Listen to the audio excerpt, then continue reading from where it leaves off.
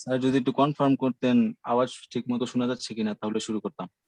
হ্যাঁ, না আওয়াজ ঠিক আছে, রাব্বি ঠিক আছে। Yes, sir.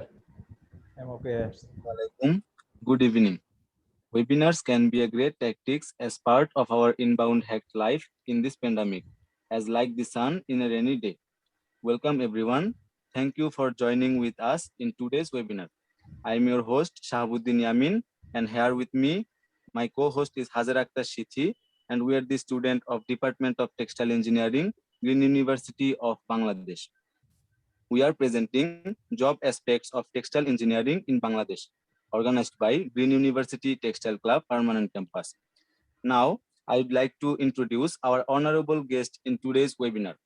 First of all, I feel very sorry to say that our honorable chief guest, Professor Dr. Ghulam Samdani Fakir, Vice Chancellor, Green University of Bangladesh, is not present here for affected by pandemic COVID-19.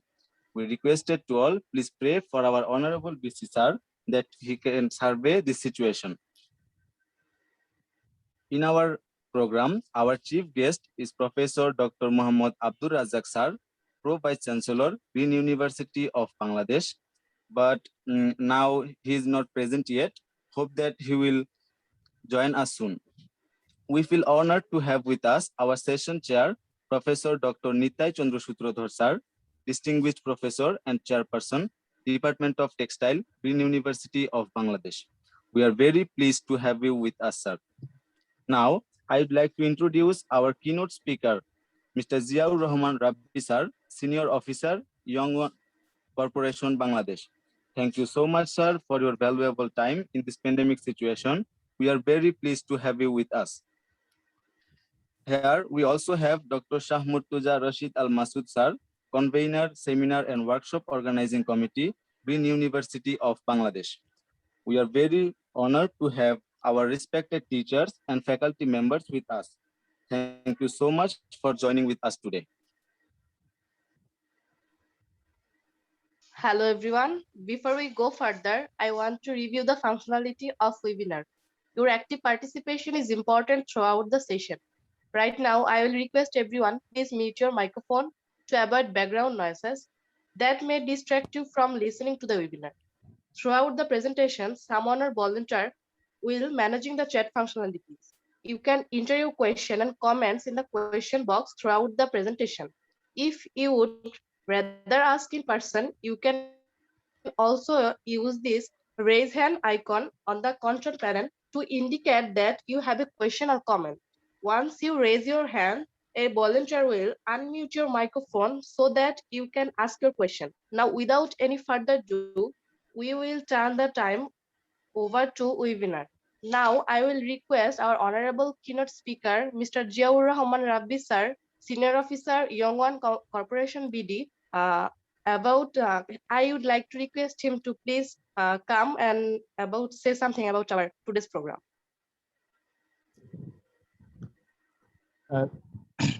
Thank you, everyone. I am Ziaur Rahman Rabbi, alumni of Green University of Bangladesh. It's my pleasure to having invited here as a keynote speaker. I feel grateful to talking in front of such a mighty teacher like Professor Dr. Nitai Chandra Sutrodhar sir as a session chair, as well as I feel proud to having Jagannath Bishwas sir, Subroto Pal sir, and all others distinguished teacher from my department. For all of your concern, today I am going to discuss in Bengali, as because of right now I am not in front of you anyone, so I think Bengali is a right term to discuss everything clearly and properly.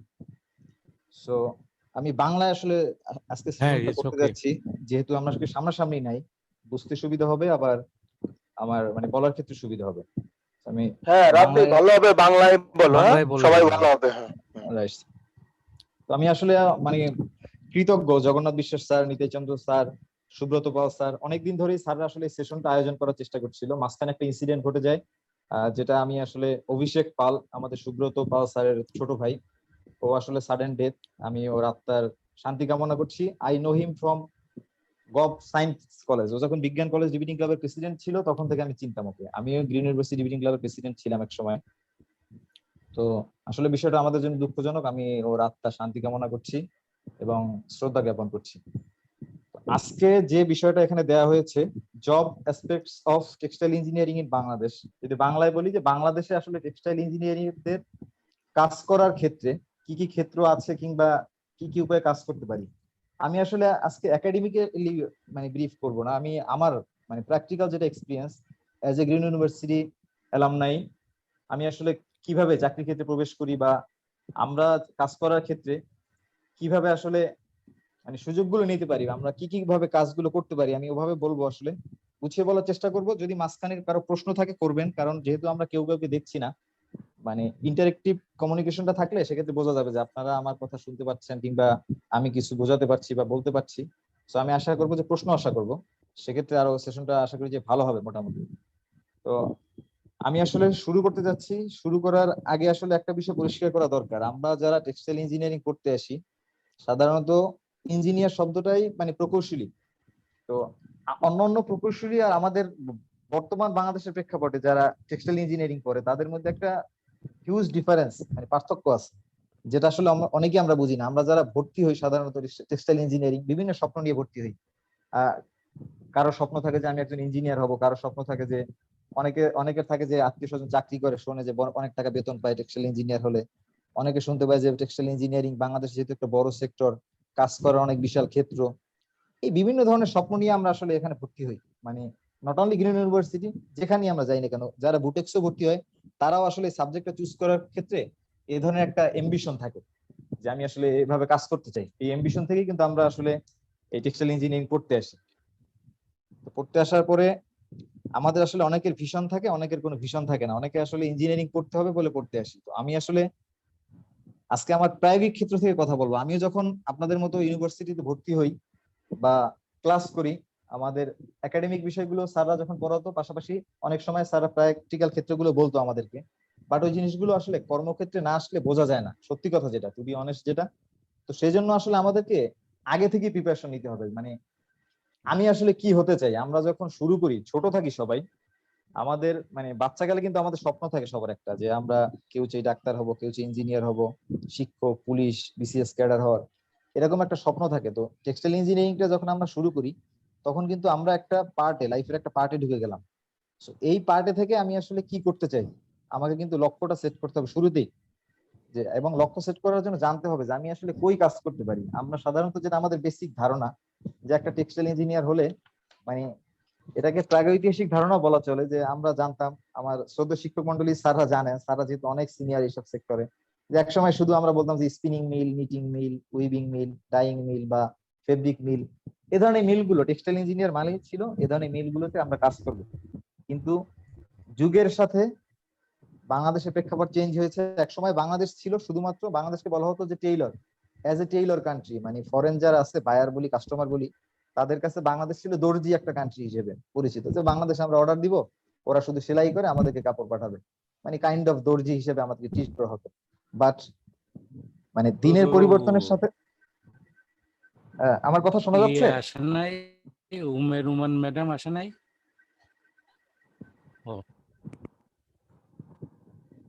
Sir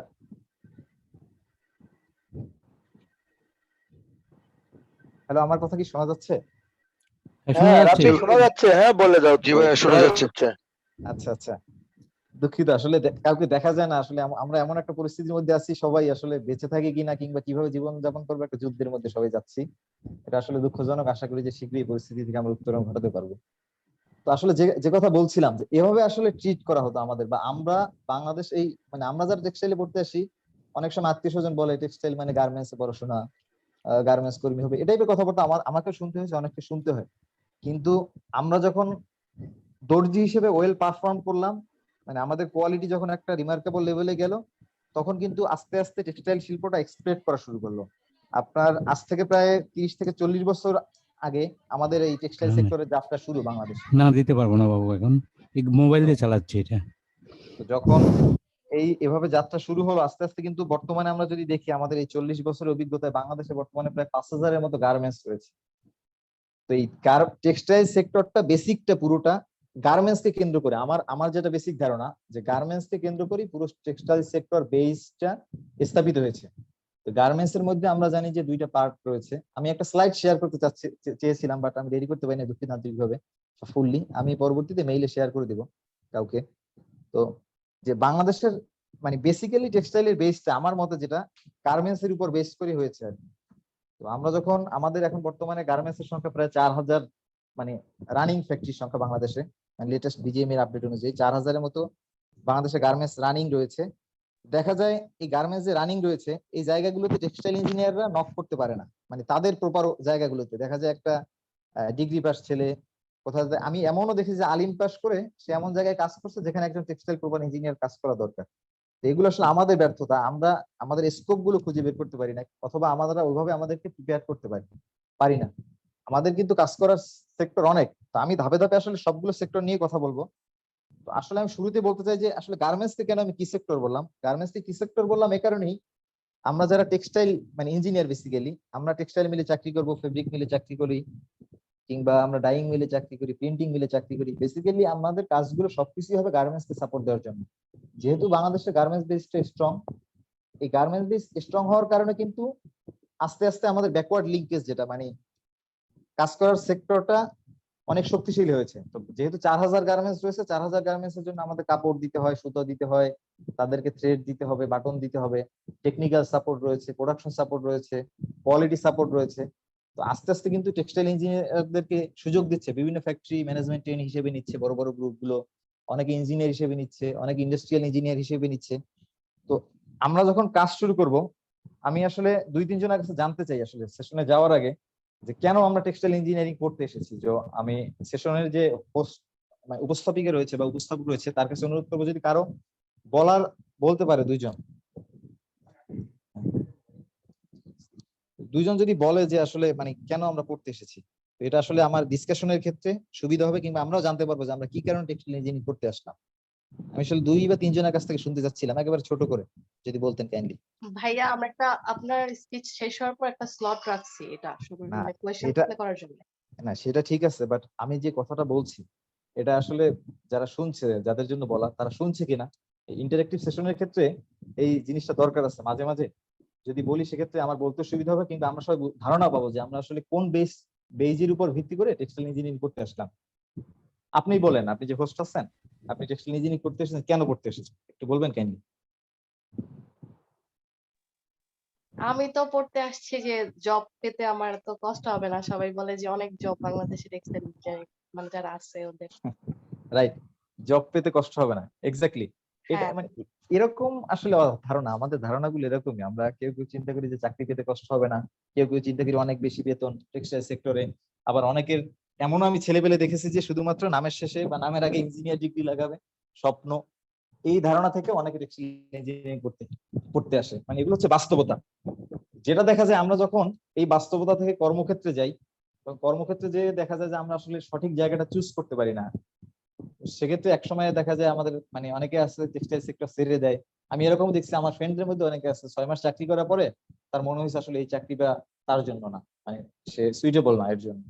কিন্তু textile সেক্টরে চাকরি করলে আপনি comfort জোনে যেমন আছে, তেমনি আপনি যে পড়াশোনা করলেন, একাডেমিক যে নলেজ, আবার গবেষণা করার যদি আগ্রহ থাকে, সেই জায়গাগুলো ইমপ্লিমেন্ট করার সেক্টরও কিন্তু আছে। এবং এই যারা যারা ভালো ভালো ইউনিভার্সিটি বলি বা পাবলিক ইউনিভার্সিটিকে আমরা সাধারণত মডেল হিসেবে ধরি, বুটেক্স বলি বা অনেক ইউনিভার্সিটি রয়েছে যাদেরকে আমরা মডেল হিসেবে ধরে আমরা আগাই, কিংবা স্বপ্নর মতো বলি যে আমার ওখানে পড়ার স্বপ্ন ছিল, পড়তে পারিনি, এখন গ্রিন ইউনিভার্সিটি পড়বো টেক্সটাইল ইঞ্জিনিয়ারিং নিয়ে। তো আমি এই কথাগুলো এ কারণে বললাম যে আমাদের আসলে গোলটা শুরুতে সেট করতে হবে, এবং গোলটা শুরু করার জন্য জানতে হবে যে কোন কোন সেক্টর নিয়ে আমরা কাজ করতে পারি। তো সেক্টর গুলো আমি আজকে সেক্টর গুলো নিয়ে আলাপ করব। প্রথমত রয়েছে আমাদের ফরওয়ার্ড লিঙ্কেজ। আমরা যারা পড়াশোনা করি জানি একাডেমিক টার্ম, একেবারে সিম্পল একাডেমিক দুইটা টার্ম, একটা হচ্ছে ফরওয়ার্ড লিঙ্কেজ আর একটা হচ্ছে ব্যাকওয়ার্ড লিঙ্কেজ। যারা গার্মেন্টস পড়ি বা অ্যাপারেল নিয়ে তারা খুব ভালো জানি এটা। ফরওয়ার্ড লিঙ্কেজটা হচ্ছে যারা রেডিমেড গার্মেন্টস বানায় তাদেরকে, মানে সম্মুখভাগে যারা কাজ করে, আর ব্যাকওয়ার্ড লিঙ্কেজটা হচ্ছে এই রেডিমেড গার্মেন্টস ম্যানুফ্যাকচারারকে আমরা যারা সাপোর্ট দেই। এই দুইটা সেক্টরকে ঘিরেই বাংলাদেশে মানে লক্ষ লক্ষ মানুষের কাজ করার সুযোগ, ইঞ্জিনিয়ার বলি বা গ্রাজুয়েট বলি, কাজ করার অনেক সুযোগ রয়েছে। যদি আমি বলি যে আমি একবার ফরওয়ার্ড লিঙ্কেজের প্রাথমিক পার্ট যেটা, সেটা হচ্ছে গার্মেন্টস। যে গার্মেন্টসটা হচ্ছে মানে যেখানে সব থেকে বেশি কাজ করে, মানে বর্তমান সময়ে টেক্সটাইল ইঞ্জিনিয়ার দেখা যায় অনেকে ডাইং নিয়ে পড়াশোনা করে, কালার নিয়ে পড়াশোনা করে, সে চাকরি করে পরবর্তীতে গিয়ে ইন্ডাস্ট্রিয়াল ইঞ্জিনিয়ার আই হিসেবে। এরকম আবার অনেকে অ্যাপারেলে পড়াশোনা করে কালার টেকনিশিয়ান হিসেবে কাজ করে। তো এই জায়গাগুলো থেকে যদি আমরা বের হয়ে আসতে পারি, বা শুরুতেই মানে একেবারে পড়াশোনার শুরুতে যদি গোলটা সেট করতে পারি ছোট করে, যে আমি আসলে এটা হতে চাই টেক্সটাইল ইঞ্জিনিয়ারিং শেষ করে। আপনাকে আমি এমন আছে, আমার ইউনিভার্সিটির কথাই বলি, আমার বিশ্ববিদ্যালয় থেকে টেক্সটাইল ইঞ্জিনিয়ারিং গ্রাজুয়েট হয়ে পুলিশের এসআই আছে, এনএসআই এর কর্মকর্তা আছে, মানে রিমার্কেবল, মানে স্কুলের টিচার আছে, অনেকে বিসিএস ক্যাডারে ভাইবা দিছে, ব্যাংকে চাকরি করছে আমার ডিপার্টমেন্টের, মানে অ্যালামনাই। আমাদের মানে একজন বিসিএস ক্যাডারও আছে অ্যালামনাই। রাইট, এটা তো মানে আমাদের জন্য কিন্তু একটা প্লেজার, মানে আমরা যে একেবারে ইঞ্জিনিয়ারিং হতে হবে এমনটা না, সেক্ষেত্রে ক্যারিয়ার গোলটা সেট করতে হবে শুরুতেই। থ্যাংক ইউ স্যার, এটা আসলে আমাদের জন্য গর্বের বিষয়। কিন্তু এগুলো এই কিছুদিন আগে একটা ছেলে আমাদের ডিপার্টমেন্টে এনএসআই তে ঢুকছে, এগুলো আসলে কিন্তু গর্বের বিষয় আমাদের। এবং আমি বলি যে আমাদের অ্যালামনাইরা পিএইচডি হয়ে আসবে কিছুদিনের মধ্যে। মিনাস ভাই আছে, আমরা ওই যে কাছাকাছি সময় পাশ করছি, উনি বর্তমানে পিএইচডি ইসে আছে, মানে থিসিস করছে। তো এটা কিন্তু আমাদের জন্য গর্বের, আমরা হ্যাঁ, আসলে রাইট আমাদের স্টুডেন্টদের জন্য এগুলো আসলে মানে অনুপ্রেরণার উৎস আর কি। এক্স্যাক্টলি। এবং আমি সবসময় বলি, আমি এখনো গর্ব করে বলি, আমি যে প্রতিষ্ঠানে চাকরি করি এটা বাংলাদেশের one of the top leading organization এবং ওয়ার্ল্ডের সেকেন্ড লার্জেস্ট অ্যাপারেল ম্যানুফ্যাকচারার। তো অনেকে দেখলে একদম মানে টু বি ক্রুয়েল রিয়েলিটি, যেটা অনেকে নাক শিটকায় যে গ্রিন ইউনিভার্সিটি থেকে পাস করছে এরকম। কিন্তু আমি আমার যোগ্যতা বলে প্রমাণ করতে সক্ষম হই যে আমার ইউনিভার্সিটি যে potential university of Bangladesh, as because of we have professor doctor Nitai Chandra Sutradhar sir as our chairperson, department chairperson. Nitai Chandra Sutradhar স্যারের নাম যখন শুনে আমাদের অনেক, মানে আমার বুটেক্স এর মিনিমাম আমাদের 50% থাকে যারা টেক্সটাইল ইউনিভার্সিটি থেকে গ্রাজুয়েট করে। তো স্যারের নাম যখন শুনে আলাদা কিন্তু একটা রেসপেক্টের চোখে দেখে আমাদেরকে। এটা আপনারা যে জায়গায় বলেন না কেন, sir was a great teacher, he is a great person of textile আমার চোখেও। কিংবা আমরা বলি যেটা, মানে এগুলো কিন্তু আমরা যারা ছাত্র আছি আমাদের জন্য এগুলো আসলে বিশাল প্রাপ্তি। আপনারা কখনোই আসলে হীনমন্যতায় ভুগবেন না যে আমরা গ্রিন ইউনিভার্সিটিতে পড়ি বলেই, এমনটা না। আমরা আপনার বাংলাদেশের 10টা ইউনিভার্সিটির যদি টেক্সটাইল ডিপার্টমেন্টের কথা বলা হয়, আপনার আমাদের যারা মানে ফ্যাকাল্টি রয়েছে, one of the richest faculty. আমি মনে করি বা আমি দেখেছি, যেটা সত্যি কথা, যেটা আপনি আসামগুলোর সাথে কম্পেয়ার করেন না কেন, আমাদের ফ্যাকাল্টির কোনো অংশে কম না। তো এটা কিন্তু আমাদের জন্য মানে একটা শেখার জায়গা। স্যারদের সহযোগিতা আপনারা নিবেন যারা রয়েছেন। যদি করোনা পরিস্থিতি কখনো ভালো হয়, চেষ্টা করবো যে আপনাদের সামনাসামনি এসে এই বিষয়গুলো নিয়ে কথা বলানো, কারণ এগুলো আমাদেরও দায়িত্ব, কারণ এগুলো আমাদের গর্বের জায়গা। আমরা যখন ভালো জায়গায় থাকি বা অ্যালামনাইরা ভালো জায়গায় থাকবে, তখন আসলে স্ট্রং একটা বন্ডিং তৈরি হবে। তো যেটা বলছিলাম যে আসলে গার্মেন্টস সেক্টর, যদি আমি ধাপে ধাপে অনেকগুলো সেক্টর নিয়ে কথা বলবো। যে গার্মেন্টস সেক্টরের কথা যদি বলি, বর্তমানে বাংলাদেশে 4000-এর উপরে গার্মেন্টস রানিং রয়েছে। অনেকগুলো গার্মেন্টস আস্তে আস্তে বন্ধ হচ্ছে ছোট ছোট, আবার অনেক বড় বড় গ্রুপ কিন্তু জায়ান্ট গার্মেন্টস প্রতিষ্ঠান খুলছে। তো গার্মেন্টস সেক্টরে কাজ করতে গেলে অনেকগুলো আপনার পজিশন রয়েছে। আপনারা শুনবেন যে আমাদের বড় ভাইরা অনেকে চাকরি করে। আপনার মার্চেন্ডাইজিং নামে একটা ডিপার্টমেন্ট রয়েছে, আমরা জানি সবাই মার্চেন্ডাইজিং ডিপার্টমেন্ট, এটাকে বলা হয় মার্চেন্ডাইজিং এন্ড মার্কেটিং ডিপার্টমেন্ট। এই মার্চেন্ডাইজিং এন্ড মার্কেটিং ডিপার্টমেন্ট, আমি এটা আসলে অ্যাপারেলে যারা রয়েছে তাদের জন্য বিশেষ কাজে লাগবে, আবার সবার জন্য কাজে লাগবে। মার্চেন্ডাইজিংটা হচ্ছে মানে বাংলা বললে বলা হয় বণিক, কিংবা কাইন্ড অফ যারা হচ্ছে বেসিক ডিল গুলো করে, অর্ডার গুলো, মানে একটা অর্ডার নিয়ে আসা থেকে শুরু করে সম্পন্ন করা, মার্চেন্ডাইজিং ডিসিশন মেক বলি। তো এই সেক্টরটার ক্ষেত্রে কমিউনিকেশন গুলো অনেকটা ইম্পর্টেন্ট। তো গার্মেন্টস এ মার্চেন্ডাইজিং এর মার্কেটিং একটা পজিশন রয়েছে, যেখানে আপনি চাইলে অনেকে অ্যাসিস্ট্যান্ট মার্চেন্ডাইজার হিসেবে জয়েন করতে পারে, অনেক ফ্যাক্টরি ডাইরেক্ট মার্চেন্ডাইজার নেয়, অনেকে ম্যানেজমেন্ট ট্রেনিং অফিসার হিসেবে নেয়। তো এই সব জায়গাগুলোর ক্ষেত্রে ইংলিশ ফ্লুয়েন্সিটা খুব ইম্পর্টেন্ট, তারপরে ডিসিশন মেকিংটা ইম্পর্টেন্ট, কমিউনিকেশনটা ইম্পর্টেন্ট, তারপরে আপনার একাডেমিক কিছু বিষয় জানতে হবে, কস্টিং বিষয়গুলো জানতে হবে, ফেব্রিক সম্বন্ধে ধারণা থাকতে হবে, গার্মেন্টস ইন্ডাস্ট্রি সম্বন্ধে বেসিক ধারণা থাকতে হবে। আমরা শুধু পড়াশোনা করলে হবে না, আমাদেরকে কিন্তু জানতে হবে যে আমাদের গার্মেন্টস ইন্ডাস্ট্রি কোন খাতে যাচ্ছে। অনেকে বলবে যে ভাই গার্মেন্টস ইন্ডাস্ট্রি শেষ শেষ, তুই পাস করতে করতে তো বাংলাদেশ থেকে গার্মেন্টস ইন্ডাস্ট্রি চলে যাবে। বিষয়গুলো কিন্তু আসলে এমন না, একটা ইন্ডাস্ট্রি শুরু হয় কিন্তু শেষ এত সহজে হয় না। তো এই জিনিসগুলো নিয়ে কিন্তু অনেক গবেষণাও হয়। আমাদের অনেক সিনিয়র টিচার, মানে আমাদের সময় অনেক টিচার ছিলেন, রাশেদ স্যার, তারপরে বাবু স্যার, তাহমিদ স্যার, অনেকে আছে কিন্তু এই বিষয়গুলো নিয়ে তারা এখন রিসার্চ করছে, ইউএসএ তে আছে অনেকে। তো এই শরীফ স্যার কিছুদিন আগে এই, তারপর জগন্নাথ স্যার কেমিক্যালের উপর পড়াশোনা করছে। এরকমের বিষয়গুলো কিন্তু কিন্তু আমাদেরকে বেসিক ধারণা রাখতে হবে, লাইট যে ধারণাগুলো, তাহলে আমরা আসলে হতাশ হব না, বা মানে হতাশার সুযোগ নেই। আর গার্মেন্টস সেক্টর এমন একটা সেক্টর, আমরা সবসময় গর্ব করে বলি, যেই সেক্টরে আমরা সবাইকে চাকরি দিতে পারি।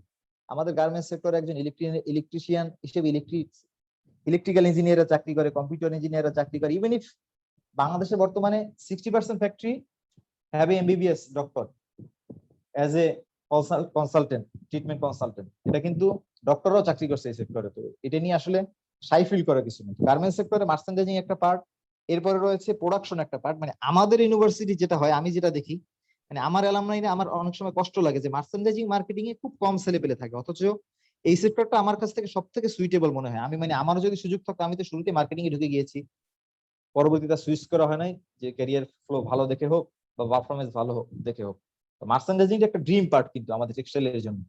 এই মার্চেন্ডাইজিং আমি মনে করি যে আপনাদের এরকম ক্যারিয়ার গোল গুলো কি, আপনারা যদি একটু ঘাটেন যে মার্চেন্ডাইজিংটা কি, মার্কেটিংটা কি, গার্মেন্টস মার্কেটিংটা কি, তাহলে কিন্তু ধারণা আসবে। মানে স্মার্ট জব যদি বলি, মানে স্মার্ট হ্যান্ডসাম স্যালারি, মার্চেন্ডাইজিং একটা মানে মেইন চয়েস হওয়া উচিত একজন অ্যাপারেল থেকে পাশ করা ছেলেপেলের জন্য, আমি মনে করি। মানে আমার ধারণা থেকে, আমি আসলে একাডেমিক বিষয়ে অতটা বলবো না, আমি একদম প্রায়োগিক ব্যবহারিক ভাবে বলবো, যেটা আমার ধারণা কিংবা আমি যেটা ফেস করেছি, আমার বন্ধুরা যেটা ফেস করেছে, আমার সিনিয়র বড় ভাইয়েরা যেটা ফেস করেছে, আমি ওই পেজ থেকে বলবো আজকে আর কি।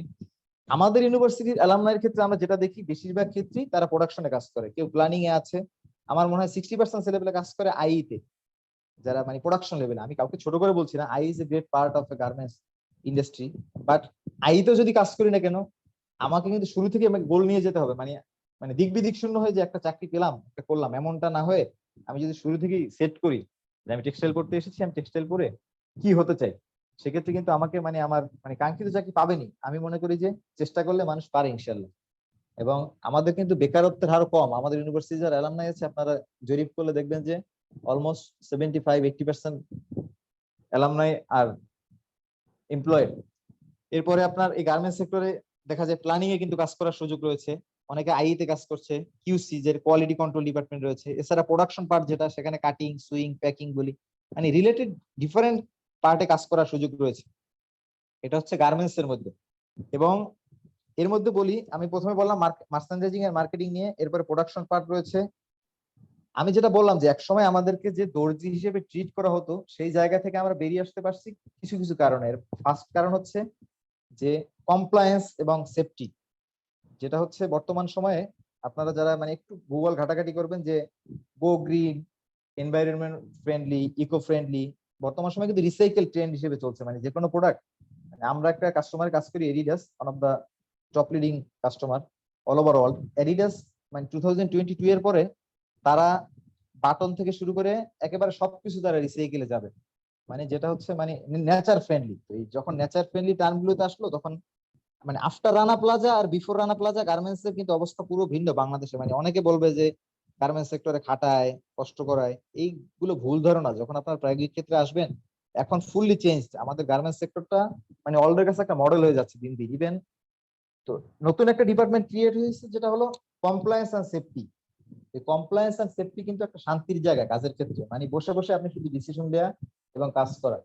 তো এগুলো নিয়ে কিন্তু আমরা যদি কিছু বেসিক কোর্স করি, এগুলোর উপরে ছোট ছোট অনেক কোর্স হয়, কিংবা আমাদের ফ্যাকাল্টি স্যাররা যদি এরকম অনেক কোর্সের আয়োজন করেন ছাত্রদের জন্য, আমাদের রানিং স্টুডেন্টদের জন্য, সেক্ষেত্রে দেখা যায় তারা কিন্তু ধারণা পাবে যে কমপ্লায়েন্স সেফটির উপরে কাজ করা যায়। বাংলাদেশে অনেক বড় বড় অর্গানাইজেশন কাজ করছে। তো সেক্ষেত্রে আপনার এক্ষেত্রে অডিট বলি, ফ্যাক্টরি সার্টিফিকেশন বলি, এই সেক্টরটা কিন্তু একটা বড় সেক্টর কাজের ক্ষেত্রে বর্তমানে, এবং এই সেক্টরের জন্য প্রপার লোকজন পাওয়া খুব কঠিন। এবং এসব ক্ষেত্রে ভাইবার ক্ষেত্রে মাত্র অল্প কিছু কোশ্চেন জিজ্ঞেস করে, কমন কিছু কোশ্চেন, যে ফ্যাক্টরি কমপ্লায়েন্স কি, কয়েকটা ফার্মের নাম বলো, অডিট ফার্ম কি, একটা ফ্যাক্টরি কাজ করার জন্য কি কি সার্টিফিকেটের দরকার হয়। এই জায়গায় কিন্তু অনেক কাজ করার সুযোগ রয়েছে। এবং আরেকটা সেক্টর নিয়ে আমি কথা বলবো, সেটা হচ্ছে সোর্সিং এন্ড সাপ্লাই চেইন, যেই জিনিসটা গার্মেন্টস এ ছিল না এক সময়। Recent last 2 or 3 years sourcing and supply chain এটা হচ্ছে একটা বিগ রোল প্লে করছে, মানে চাকরি পাওয়ার ক্ষেত্রে। প্রত্যেকটা ফ্যাক্টরি তাদের সোর্সিং এবং সাপ্লাই চেইন টিম করছে। সোর্সিং কি রকমের, যেমন আমরা যদি একদম সিম্পল ভাবে বুঝাই, আমি আমাদের ইউনিভার্সিটিতে ডিপার্টমেন্ট রয়েছে, আমরা জানি একটা অ্যাডমিনিস্ট্রেশন টিম রয়েছে, মানে আপনাদের পরীক্ষা দেওয়ার জন্য খাতা টাতা যারা কিনে, এরকমের মানে যারা সোর্সিং ম্যাটেরিয়ালস গুলো করে, এরকমের সোর্সিং টিম। সোর্সিং টিমের কাজ হচ্ছে একটা গার্মেন্টস বানানোর জন্য আমরা তো বেসিক আমরা জানি যে কাপড় লাগে, সুতা লাগে, প্যাকিং লাগে, হ্যাং ট্যাগ লাগে, বাটন লাগে, এই টাইপের জিনিসগুলো আসলে সোর্সিং টিম করে। সেক্ষেত্রে ফেব্রিক সোর্সিং নেওয়া হয় অনেক সময়। আমি অনেক বড় বড় প্রতিষ্ঠানে দেখছি যে আমাদের যেমন আছে ফেব্রিক সোর্সিং এর ক্ষেত্রে ফরেন সোর্সিং, লোকাল সোর্সিং, মানে যার যেটা ধারণা। তো আপনার যারা আমরা পড়াশোনা করি, কারো যদি নিট ফেব্রিকের উপর খুব ভালো ধারণা থাকে, সেক্ষেত্রে সে কিন্তু একটা ভাইবে দিলে সাথে সাথে সিলেক্টেড হবে যে নিট ফেব্রিকের উপর তার ধারণা, কারণ যদি ওভেন ফেব্রিকের উপর কারো ধারণা থাকে। তো এই সোর্সিং এ কিন্তু আমরা ভালো কাজ করতে পারি এবং উইথ হ্যান্ডসাম স্যালারি অবশ্যই, এবং প্রোডাকশনে থেকে কিন্তু খুব কম প্রেসারে যদি কারো একটু শান্তিতে চাকরি করার ইচ্ছা থাকে, অনেকে আসলে প্রেসারে নিতে না পেরে কিন্তু এই সেক্টরে থাকে না। তো সেক্ষেত্রে সোর্সিং কিন্তু একটা বড় part, trim sourcing, fabric sourcing, এই সেক্টর গুলো কিন্তু বড় একটা পার্ট গার্মেন্টস এর ক্ষেত্রে। এবং এবং যেটা হয়, মানে আমি একদম বাস্তব অভিজ্ঞতার কথা বলি, আমি যখন চাকরি শুরু করি, আমার চাকরি হয় চিটাগাঙে, আমি ঢাকায় জয়েন করি, পরে আমাকে বলে যে আপনার চিটাগাঙে চাকরি করতে হবে। তো আমার প্রথমে মনে হয়েছিল যে আমি চিটাগাঙে চাকরি করব না, বাট আমি ওই সময় যদি চাকরিটা না নিতাম আসলে বেকারও থাকতে পারতাম। মানে টু বি একদম সত্যি কথা, যেটা মানে একটা চাকরি পাওয়া কিন্তু অনেক কঠিন, আবার অনেক সহজ। তো এক্ষেত্রে একটা ডেমোগ্রাফিক্যাল একটা বিষয় কিন্তু কাজ করে, আমাদেরকে ধারণা নিতে হবে। আমরা যখন টেক্সটাইল ইঞ্জিনিয়ারিং পড়তে আসলাম, তখন আমাদেরকে ধারণা নিতে হবে যে আমাদের কাজের ক্ষেত্রগুলো কোথায় কোথায়। ঠিক আছে, একজন ক্রিকেট খেলোয়াড়ের কিন্তু চিন্তা ভাবনা থাকে স্টেডিয়াম কেন্দ্রিক, আমাদেরকে ধারণা করতে হবে যে আমার কাজের ক্ষেত্রগুলো কোথায়। আমার বাড়ি হচ্ছে, ধরেন আমার বাড়ি বরগুনা, কারো বাড়ি রংপুর, কারো বাড়ি ঝিনাইদহ। তো আমার বাড়ি ঝিনাইদহ, আমি কুমিল্লা কাজ করতে যাব না। এই চিন্তা থেকে বের হয়ে এসে আমাদেরকে ডেমোগ্রাফিক্যাল ধারণা নিতে হবে যে আমাদের গার্মেন্টস সেক্টর গুলো কোথায় অবস্থিত। আমরা যদি বলি যে বাংলাদেশের গার্মেন্টস সেক্টর গুলো ডেমোগ্রাফিক্যাল যেটা ডেস্টিনেশন, সেক্ষেত্রে মূল যেটা বা ড্রিম, আমি মনে করি যে আমাদের ছাত্রদের ড্রিম হওয়া উচিত একটা ইপিজেড ফ্যাক্টরিতে কাজ করা। ইপিজেড ফুল মিনিং হচ্ছে এক্সপোর্ট প্রসেসিং জোন। এটা হচ্ছে কাইন্ড অফ ফরেন বলি আর কি, একটা জোন দেওয়া হয় সরকার থেকে, যেখান থেকে শুধুমাত্র এক্সপোর্ট রিলেটেড গুডস গুলি ওখানে করা হবে, এবং ওখানে মানে সিচুয়েটেড ফ্যাক্টরি গুলো একটা ডিউটি ফ্রি ইম্পোর্ট সুবিধা পায় বা এক্সপোর্ট সুবিধা পায়, যে কারণে বিভিন্ন ফরেন ইনভেস্টররা ইপিজেড এ ইনভেস্ট করে। বাংলাদেশে বর্তমানে 8টা সরকারি ইপিজেড আছে। আপনার ঢাকায় আছে একটা, নারায়ণগঞ্জে আছে, চিটাগাঙে আছে 2টা, তারপরে কুমিল্লা ইপিজেড আছে, এই উত্তরাঞ্চলে একটা ইপিজেড হয়েছে। তারপরে আমি যে প্রতিষ্ঠানে চাকরি করি, এরা একটা করছে প্রাইভেট ইপিজেড, যেটা হচ্ছে কোরিয়ান এক্সপোর্ট প্রসেসিং জোন বলে, এটা বাংলাদেশের ফার্স্ট হচ্ছে প্রাইভেট এক্সপোর্ট প্রসেসিং জোন। তো ইপিজেড এ কিন্তু কাজের ক্ষেত্রে সুবিধা কি, মানে আমি লোকাল কোনো ফ্যাক্টরিকে ছোট করা বা কোনো কিছুর জন্য বলছি না, কেউ অন্যভাবে নিবেন না যদি এখানে কোনো অ্যালামনাই থাকে বা কোনো প্রতিষ্ঠানে কাজ করা লোক থাকে। ইপিজেড ফ্যাক্টরি গুলো সুবিধা হলো ইপিজেড আপনাকে যখন তখন ছাঁটাই করবে না, অন টাইমে বেতনটা দেয়, আপনার জন্য একটা প্রভিডেন্ট ফান্ড সুবিধা থাকে, তারপরে আপনার ওভার টাইম গুলো মেনটেন করা হয়, মানে ফুললি কমপ্লায়েন্স ফ্যাক্টরি গুলো ইপিজেড, এবং একটা গভর্নমেন্ট মনিটরিং থাকে বিশেষ করে। তো সেক্ষেত্রে আমি মনে করি যে ইপিজেড আপনাদের ধারণা নেওয়া উচিত যে বাংলাদেশে ইপিজেড কি কি গার্মেন্টস আছে।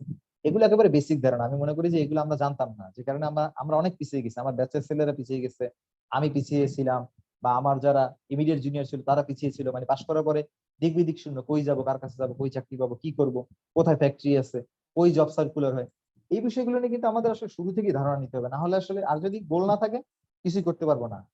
একেবারে এটা খারাপ শোনালো, এটা সত্য কথা, কারণ আপনি যখন এখান থেকে পাশ করে বের হবেন, আপনাকে ফাইট করতে হবে একটা বুটেক্স গ্রাজুয়েটের সাথে, হাসানুল্লাহ গ্রাজুয়েটের সাথে, প্রাইম এশিয়া থেকে বের হওয়া একটা ছেলের সাথে, মাওলানা ভাসানী থেকে বের হওয়া একটা ছেলের সাথে।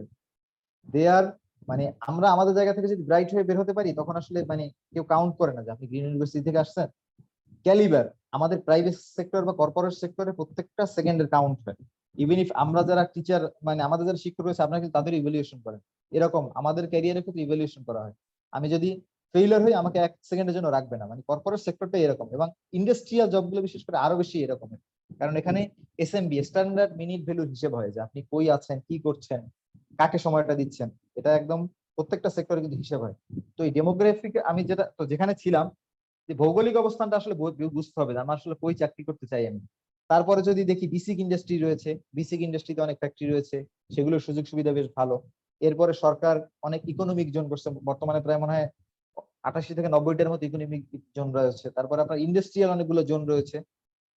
এই জায়গাগুলোতে সাধারণত গার্মেন্টস গুলো মানে বেসিক্যালি অবস্থিত। এছাড়াও রয়েছে আপনার গাজীপুর, নারায়ণগঞ্জ, কুমিল্লা, চিটাগাং, তারপর আশুলিয়া, সাভার, টঙ্গী, এইসব জায়গাগুলোতে কিন্তু ফ্যাক্টরি গুলো আছে। তো আমি এরকম অনেককে চিনি যে যারা সকাল 6টায় ঘুম থেকে উঠে উত্তরা থাকে, আপনার 8টার অফিস ধরে গিয়া, অনেকে 5:30টায় ঘুম থেকে ওঠে গাজীপুরে গিয়া, একেবারে মাওনা গিয়ে, শ্রীপুর গিয়ে। তো এই মানসিকতাটা কিন্তু শুরু থেকে আমাদেরকে মানে তৈরি করতে হবে। আমরা এখন অনেক হয়তো মেসে থাকি, অনেকে বাসা থেকে অফিস করি, মানে সরি ক্লাস করি।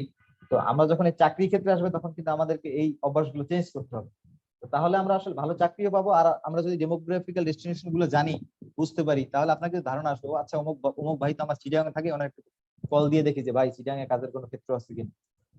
আমাদের কিন্তু এই ধারণাগুলো নেওয়া মানে অনেক জরুরি। আমরা আসলে জানতাম না, আমরা জানতাম যে গার্মেন্টস মানে শেওড়াপাড়া কয়েকটা গার্মেন্টস দেখতাম, তারপরে এই আসলে দিকে যাইতে কয়েকটা গার্মেন্টস দেখতাম, তো এই মনে হয় গার্মেন্টস। কিন্তু আসলে যে সেক্টরটা কত বড়, কত বিশাল কাজ করার যে সুবিধা, এই জিনিসগুলো সম্বন্ধে কিন্তু শুরুতেই ধারণা নিতে হবে। তো আমি প্রথমে গার্মেন্টস সম্বন্ধে বললাম, আমি একাই বলে যাচ্ছি। আসলে বোরিং লাগলে বলবেন, সেক্ষেত্রে অন্যভাবে বলার চেষ্টা করব। আমি শিওর না যে আসলে বোঝাতে পারছি কিনা যারা শুনছে তাদেরকে। গার্মেন্টস সেক্টরের পরে আমি বলবো যে আরেকটা মানে টপ লিডিং সেক্টর রয়েছে কাজ করার জন্য, সেটা হলো বাইং হাউস। বাইং হাউস আমরা শুনি সাধারণত যে এই বাইং হাউসে চাকরি করে অনেক টাকা বেতন পায়, বাইং হাউসে চাকরি করে, বাইং হাউসে চাকরি করে। বাট বাইং হাউস কি? বাইং হাউসে কিন্তু আমাদের টেক্সটাইল ইঞ্জিনিয়ারদের কাজ করার জন্য হিউজ হিউজ অপরচুনিটি। এবং যারা মানে প্রমিনেন্ট হাউস, যারা আমরা যদি বাংলাদেশের প্রমিনেন্ট হাউসের কথা বলি, বাংলাদেশের ক্ষেত্রে কাজ করে H&M বলি, তারপরে আপনার জি-স্টার, এসোলিভার, এমআরএক্স, এরকম আপনার নামগুলো জানা দরকার আপনাদের। বাইং হাউসের কিন্তু অনেকগুলো ধরন রয়েছে। যেমন আলটিমেট বাইং হাউস, যেটা আলটিমেট বাইং হাউস মিনস হচ্ছে যারা হচ্ছে একেবারে ব্র্যান্ড, যেমন H&M একটা ব্র্যান্ড, তারপরে এসোলিভার একটা ব্র্যান্ড, এরকমের এই ব্র্যান্ড গুলো যাদের নিজস্ব হাউস রয়েছে, জি-স্টার একটা ব্র্যান্ড, টিম্বারল্যান্ড একটা ব্র্যান্ড, এরকম যাদের নিজস্ব অফিস রয়েছে বাংলাদেশে, তাদেরকে বলা হয় ultimate buying house. Ultimate buying house হচ্ছে একটা ড্রিম জব বলা হয়। আমরা আলটিমেট বাইং হাউসের স্যালারি বলি, সুযোগ সুবিধা, অনেকে আছে 2 দিনের ছুটি কিন্তু এন্টাইটেল আলটিমেট বাইং হাউসের ক্ষেত্রে, স্যালারি অলমোস্ট 50+ দিয়ে শুরু হয়। তো এটা একটা ড্রিম। তো আপনার এই ধরনের ড্রিম গুলো যখন রাখবেন, আমাদের অনেকগুলো ছেলে রয়েছে, আমাদের সিনিয়র অনেক ভাই আছে, আবার জুনিয়র অনেকে আলটিমেট বাইং হাউসে ডেকাথলনে কাজ করছে, H&M কাজ করে একজন, এরকম আছে। তো এগুলো কিন্তু আমাদের জন্য অন অফ মানে বিগ অ্যাচিভমেন্ট, আমরা রিমার্কেবল হিসেবে বলতে পারি যে আমাদের ছেলেরাও কাজ করছে, আমরাও কাজ করছি এরকম জায়গায়। তো আপনারা আসলে এরকম এই বিষয়গুলো জানবেন যে আসলে কই কই কাজ করার সুযোগ রয়েছে। আলটিমেট বাইং হাউস, লোকাল কিছু বাইং হাউস আছে যারা ফার ইস্ট আছে, এরকমের মানে লোকাল কিছু বাইং হাউস আছে যারা হচ্ছে লোকাল বাইং হাউস, মানে আলটিমেট বাইং হাউস থেকে অর্ডারটা নিয়ে এসে বা আলটিমেট বায়ার থেকে অর্ডারটা নিয়ে এসে বাংলাদেশের বিভিন্ন গার্মেন্টস হ্যান্ডেল করে। আপনাদের কিন্তু বাইং হাউস কনসেপ্টটা ক্লিয়ার হওয়া দরকার যে আসলে বাইং হাউস কি হিসেবে কাজ করে। অনেক মানে মানে বেসিক নলেজ গুলো আসলে নিতে হবে। একবার ছোট করে বলি আমি, বেসিক নলেজ গুলো না হলে আমরা আসলে সমুদ্রের মধ্যে পড়ে যাবো। আমরা পাশ করার পরে মানে হতাশা, সত্যি কথা, একটা ছেলে যখন 4th ইয়ারে আসে, আমরা যখন ছিলাম 4th ইয়ারে 6 মাস যাওয়ার পরে কিন্তু মাথার মধ্যে চিন্তা আসছে যে আব্বার কাছ থেকে আর 6 মাস পরে টাকা নিবে কিভাবে। এই চিন্তা থেকে বের হয়ে আসতে হলে শুরু থেকেই আমাদের আসলে ধারণা নিতে হবে। এবং অনেকে অনেক কথা বলবো, অনেক ভাই বলবে এ ভাই আমি তোরে দেখবো না, তুই বাইরে পাশ করে শুধু। বাট আপনি পাশ করার পরে দেখবেন ভাইয়ের কোনো খোঁজ নেই। আবার এরকমের মানে সত্যি কথা, যেটা একটা ক্রুয়েল রিয়েলিটি। সেক্ষেত্রে নিজেকে নিজের জন্য প্রিপেয়ার করতে হবে এবং লিঙ্ক গুলো আপনার স্ট্রং করতে হবে। মানে কর্পোরেট চাকরির ক্ষেত্রে অনেকে বলে যে লবিং এ চাকরি পেয়েছি, বাট জিনিসটা লবিং না, জিনিসটা পজিটিভ করতে ব্যবহার করবেন লিঙ্ক। এক্ষেত্রে আমার ইউনিভার্সিটি কোনো অ্যালামনাই লিঙ্ক হতে পারে, বা আমি পড়ছি গ্রিন ইউনিভার্সিটিতে, আমার কিন্তু লিঙ্ক বলতে গেলে আমার বুটেক্সের অনেক ভাই লিঙ্ক আছে, কারণ আমি ডিবেট করতাম, আমি ওভাবে একটা লিঙ্ক ক্রিয়েট করছি, তাদের সাথে একটা রিলেশন ক্রিয়েট করছি এরকমের।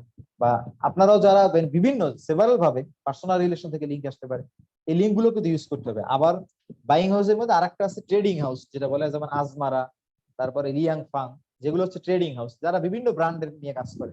তারা মানে কাইন্ড অফ এজেন্সি হিসেবে অর্ডার নিয়ে আসে, এগুলো বাংলাদেশে আপনার ডেভেলপ করে। এই বাইং হাউস গুলোতে যে যে পজিশনে কাজ করা যায়, আমি ওই পজিশন গুলো নিয়ে বলবো। বাইং হাউস গুলোতে আপনারা একেবারে সিমিলার গার্মেন্টস এর মতো বর্তমানে মার্চেন্ডাইজার হিসেবে কাজ করার সুযোগ আছে, অ্যাসিস্ট্যান্ট মার্চেন্ডাইজার হিসেবে জয়েন করতে পারে যে কোনো ফ্রেশ গ্রাজুয়েট। এবং বাইং হাউস গুলোতে ম্যাক্সিমাম ক্ষেত্রে প্রেশার নেয়, কারণ তারা চায় একটা ছেলেকে তাদের মতো করে তৈরি করতে। তারপরে আই নেওয়া হচ্ছে, প্ল্যানিং এ নেওয়া হয়, কিউসি নেওয়া হয়, অডিটর নেওয়া হয়, প্রোডাকশন দেখার জন্য নেওয়া হয়। এবং এই বাইং হাউসের ডেমোগ্রাফিক্যাল ডেস্টিনেশন ম্যাক্সিমামই ঢাকা বেসড। আমরা যদি বলি গুলশান, উত্তরা, ডিওএইচএস গুলো রয়েছে, বনানী, তারপরে চিটাং শহরে কিছু রয়েছে। তো বাইং হাউস গুলোর ডেস্টিনেশনটা হচ্ছে এরকম। কারো যদি মনে হয় যে এরকম যে আমি টঙ্গী গিয়ে কাজ করবো না, আমি কুমিল্লা গিয়ে কাজ করবো না, আমি মাওনা শ্রীপুর গিয়ে কাজ করবো না, আমাকে শহরের মধ্যে থাকতে হবে, আমি একটু স্মার্ট লাইফ লিড করবো, তো সেক্ষেত্রে আমার মনে হয় যে তার ক্যারিয়ার গোলটা ওভাবেই হওয়া উচিত শুরু থেকেই, যে আমি বাইং হাউসে কাজ করব, আমি একটা স্মার্ট মানে একটা জায়গায় থাকতে চাই। এটা আসলে কাউকে ছোট করে বলছি না, আমি বলছি যে কারণ সবাই যদি আবার বাইং হাউসে চাকরি করতে চায় তাহলে তো হবে না। সবার তো এক একটা গোল থাকবে। বাট যদি কারো চিন্তা ধারণা এরকম থাকে যে আমি মানে ডেমোগ্রাফিক্যাল ডেস্টিনেশনে আমি খারাপ জায়গাগুলোতে যেতে চাই না, মানে একটু অনুন্নত জায়গা যেগুলো যাতায়াত কষ্টকর, তাদের কিন্তু শুরু থেকেই গোলটা ওভাবে হওয়া উচিত। এবং আলটিমেট বাইং হাউস বলি আর বাইং হাউস বলি, এক্ষেত্রে কাজ করার পূর্ব শর্ত হচ্ছে একেবারে প্রেশার নিতে হবে, কমিউনিকেশন স্ট্রং থাকতে হবে, এই দুটো জিনিস থাকতেই হবে। এবং কমিউনিকেশনের ক্ষেত্রে একেবারে মূল ভিত্তি হচ্ছে ইংলিশ ফ্লুয়েন্সি, আপনার খুবই মানে একদম বোল্ড অ্যান্ড কাট হতে হবে, মানে বলবেন যেটা যাতে বোঝাতে হয়। কারণ বাইং হাউস গুলোতে সাধারণত বেসিক কমিউনিকেশন গুলো হয় আপনার ডিরেক্টলি বায়ারের সাথে, যারা হচ্ছে ওখানে ম্যাক্সিমাম ক্ষেত্রে ফরেনার থাকে। অনেক ক্ষেত্রে আমাদের দেশের লোকজন আছে যারা ইউএসএ কানাডায় আছে, বিভিন্ন আলটিমেট বাইং হাউসে বুটেক্সের অনেক বড় ভাই রয়েছে যারা আমি অনেক চিনি এরকমের। তো আমরা এরকম স্বপ্নটা আমাদেরও রাখতে হবে যে আমরা ওই জায়গায় যেতে চাই। তো এটা গেল আমাদের গার্মেন্টস এবং বাইং হাউস, যেটা হচ্ছে মানে একেবারে ফ্রন্ট পার্ট যেটা। এরপরে যেটা পার্ট, বেসিক্যালি যে পার্টটা আমাদের মানে বেসিক ধারণা যে আমরা টেক্সটাইল ইঞ্জিনিয়ার, আমরা টেক্সটাইল মিলে কাজ করব। তো এবারে আমি টেক্সটাইল ব্যাকওয়ার্ড লিঙ্কেজটা নিয়ে কাজ করবো। ব্যাকওয়ার্ড লিঙ্কেজটা নিয়ে মানে কথা বলার আগে আমি আসলে অনেকগুলো বিষয় নিয়ে কথা বললাম, আসলে আপনারা বুঝতে পেরেছেন কিনা জানি না। তো এই সেশন নিয়ে মানে আপাতত কারো কোনো কোশ্চেন আছে কিনা গার্মেন্টস এবং বাইং হাউস নিয়ে? আমি আসলে মানে শিডিউলটা একটু চেঞ্জ করে বলতেছি না, আমি রিকোয়েস্ট করতেছি, কারণ ইন্টারেক্টিভ সেশনের ক্ষেত্রে মাঝখানে কোশ্চেন আসলে বলতে সুবিধা হয়, আমি বুঝতে পারি, কারণ যেহেতু আমাকে সামনে নাই সেক্ষেত্রে আসলে একটু আমি কথা বলতে আমি সমস্যা একটু হয়। স্টুডেন্টদেরকে রিকোয়েস্ট করব, তোমরা হচ্ছে ওই পরবর্তীতে কোশ্চেন অ্যান্সার সেশনের জন্য হচ্ছে অপেক্ষা না করে কোশ্চেন থাকলে এখনই করতে পারো। হ্যাঁ, দুই একটা সেক্ষেত্রে কোশ্চেন মনে হয় থাকলে রাইট সেশনটা একটু লাইভলি হবে সবার জন্য আর কি। রাইট স্যার, না হলে একটা ম্যারম্যানে অবস্থা দাঁড়ায় আর কি, যে কোনো কিছু জানার থাকলে। এনিওয়ান?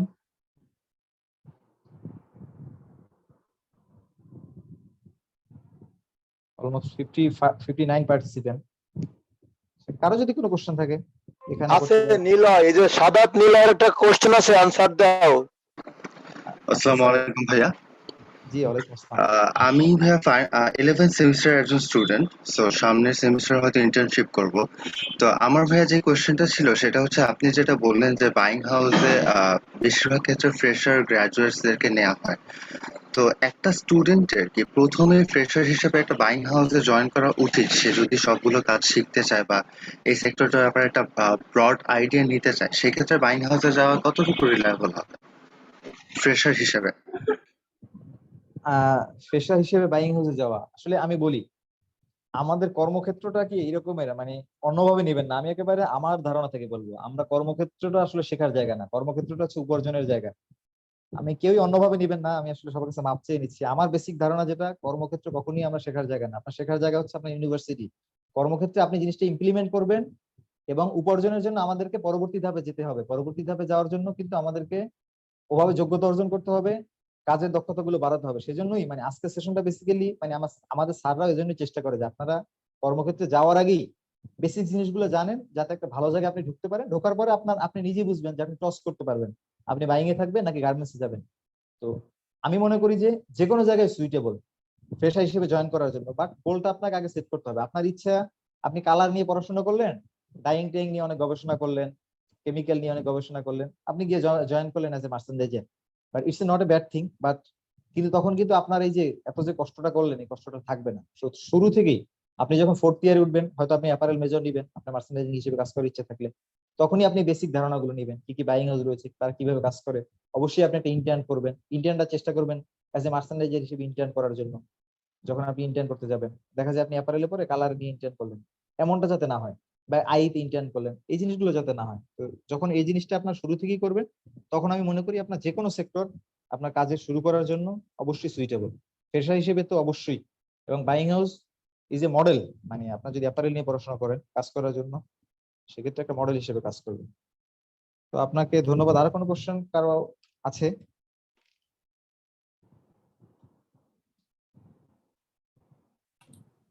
ভাইয়া আসসালামু আলাইকুম। ওয়ালাইকুম আসসালাম। ডেনিম সেক্টর সম্পর্কে জানতে চাচ্ছিলাম।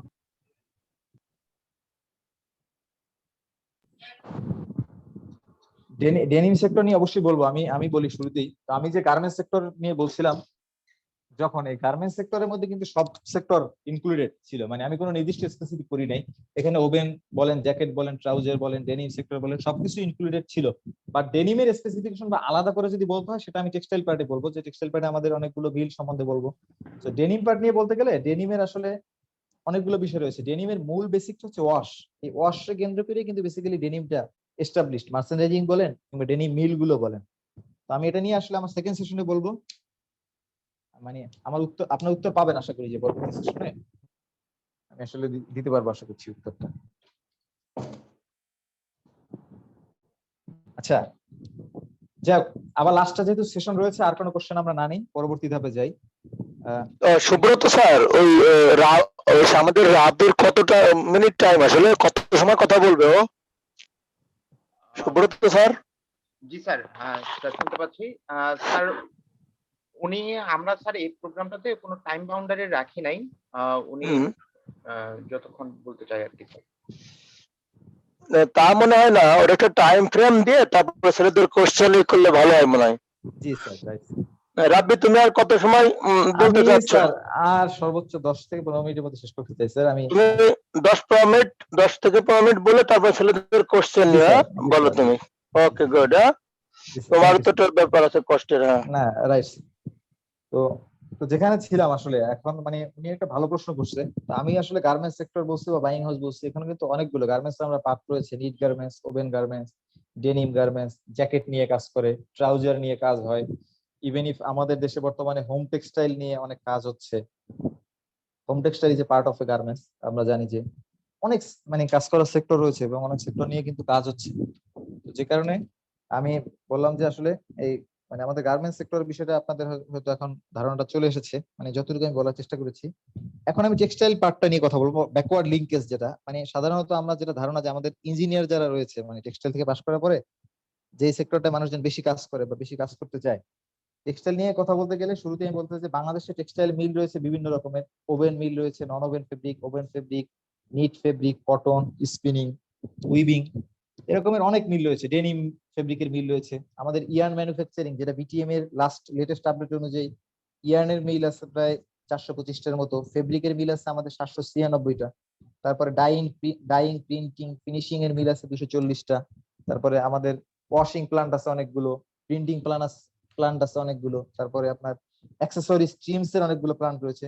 তো এই জায়গাগুলোতেও কিন্তু ঠিক হয়েছে মানে ইসের মতো মানে গার্মেন্টস এর মতো অনেক কাজ করার সুযোগ রয়েছে। এবং এই জায়গাগুলোর ক্ষেত্রে কিন্তু দুটো পার্ট একেবারে সিমিলার, মানে গার্মেন্টস এর মতো আপনার এখানেও আপনার প্রোডাকশন পার্টে আপনি কাজ করতে পারেন চাইলে, অথবা আপনি চাইলে মার্কেটিং পার্টেও কাজ করতে পারেন। আমি কাজ করছি একটা মানে ফেব্রিক ফ্যাক্টরির মার্কেটিং হিসেবে, কাইন্ড অফ ফেব্রিক এন্ড মানে অ্যাক্সেসরি স্ট্রিমস ফ্যাক্টরি আমাদের ইয়াংনেরই একটা, আমাদের সাবার ডাইং ফ্যাক্টরি, তারপর উইভিং ফ্যাক্টরি, স্পিনিং ফ্যাক্টরি।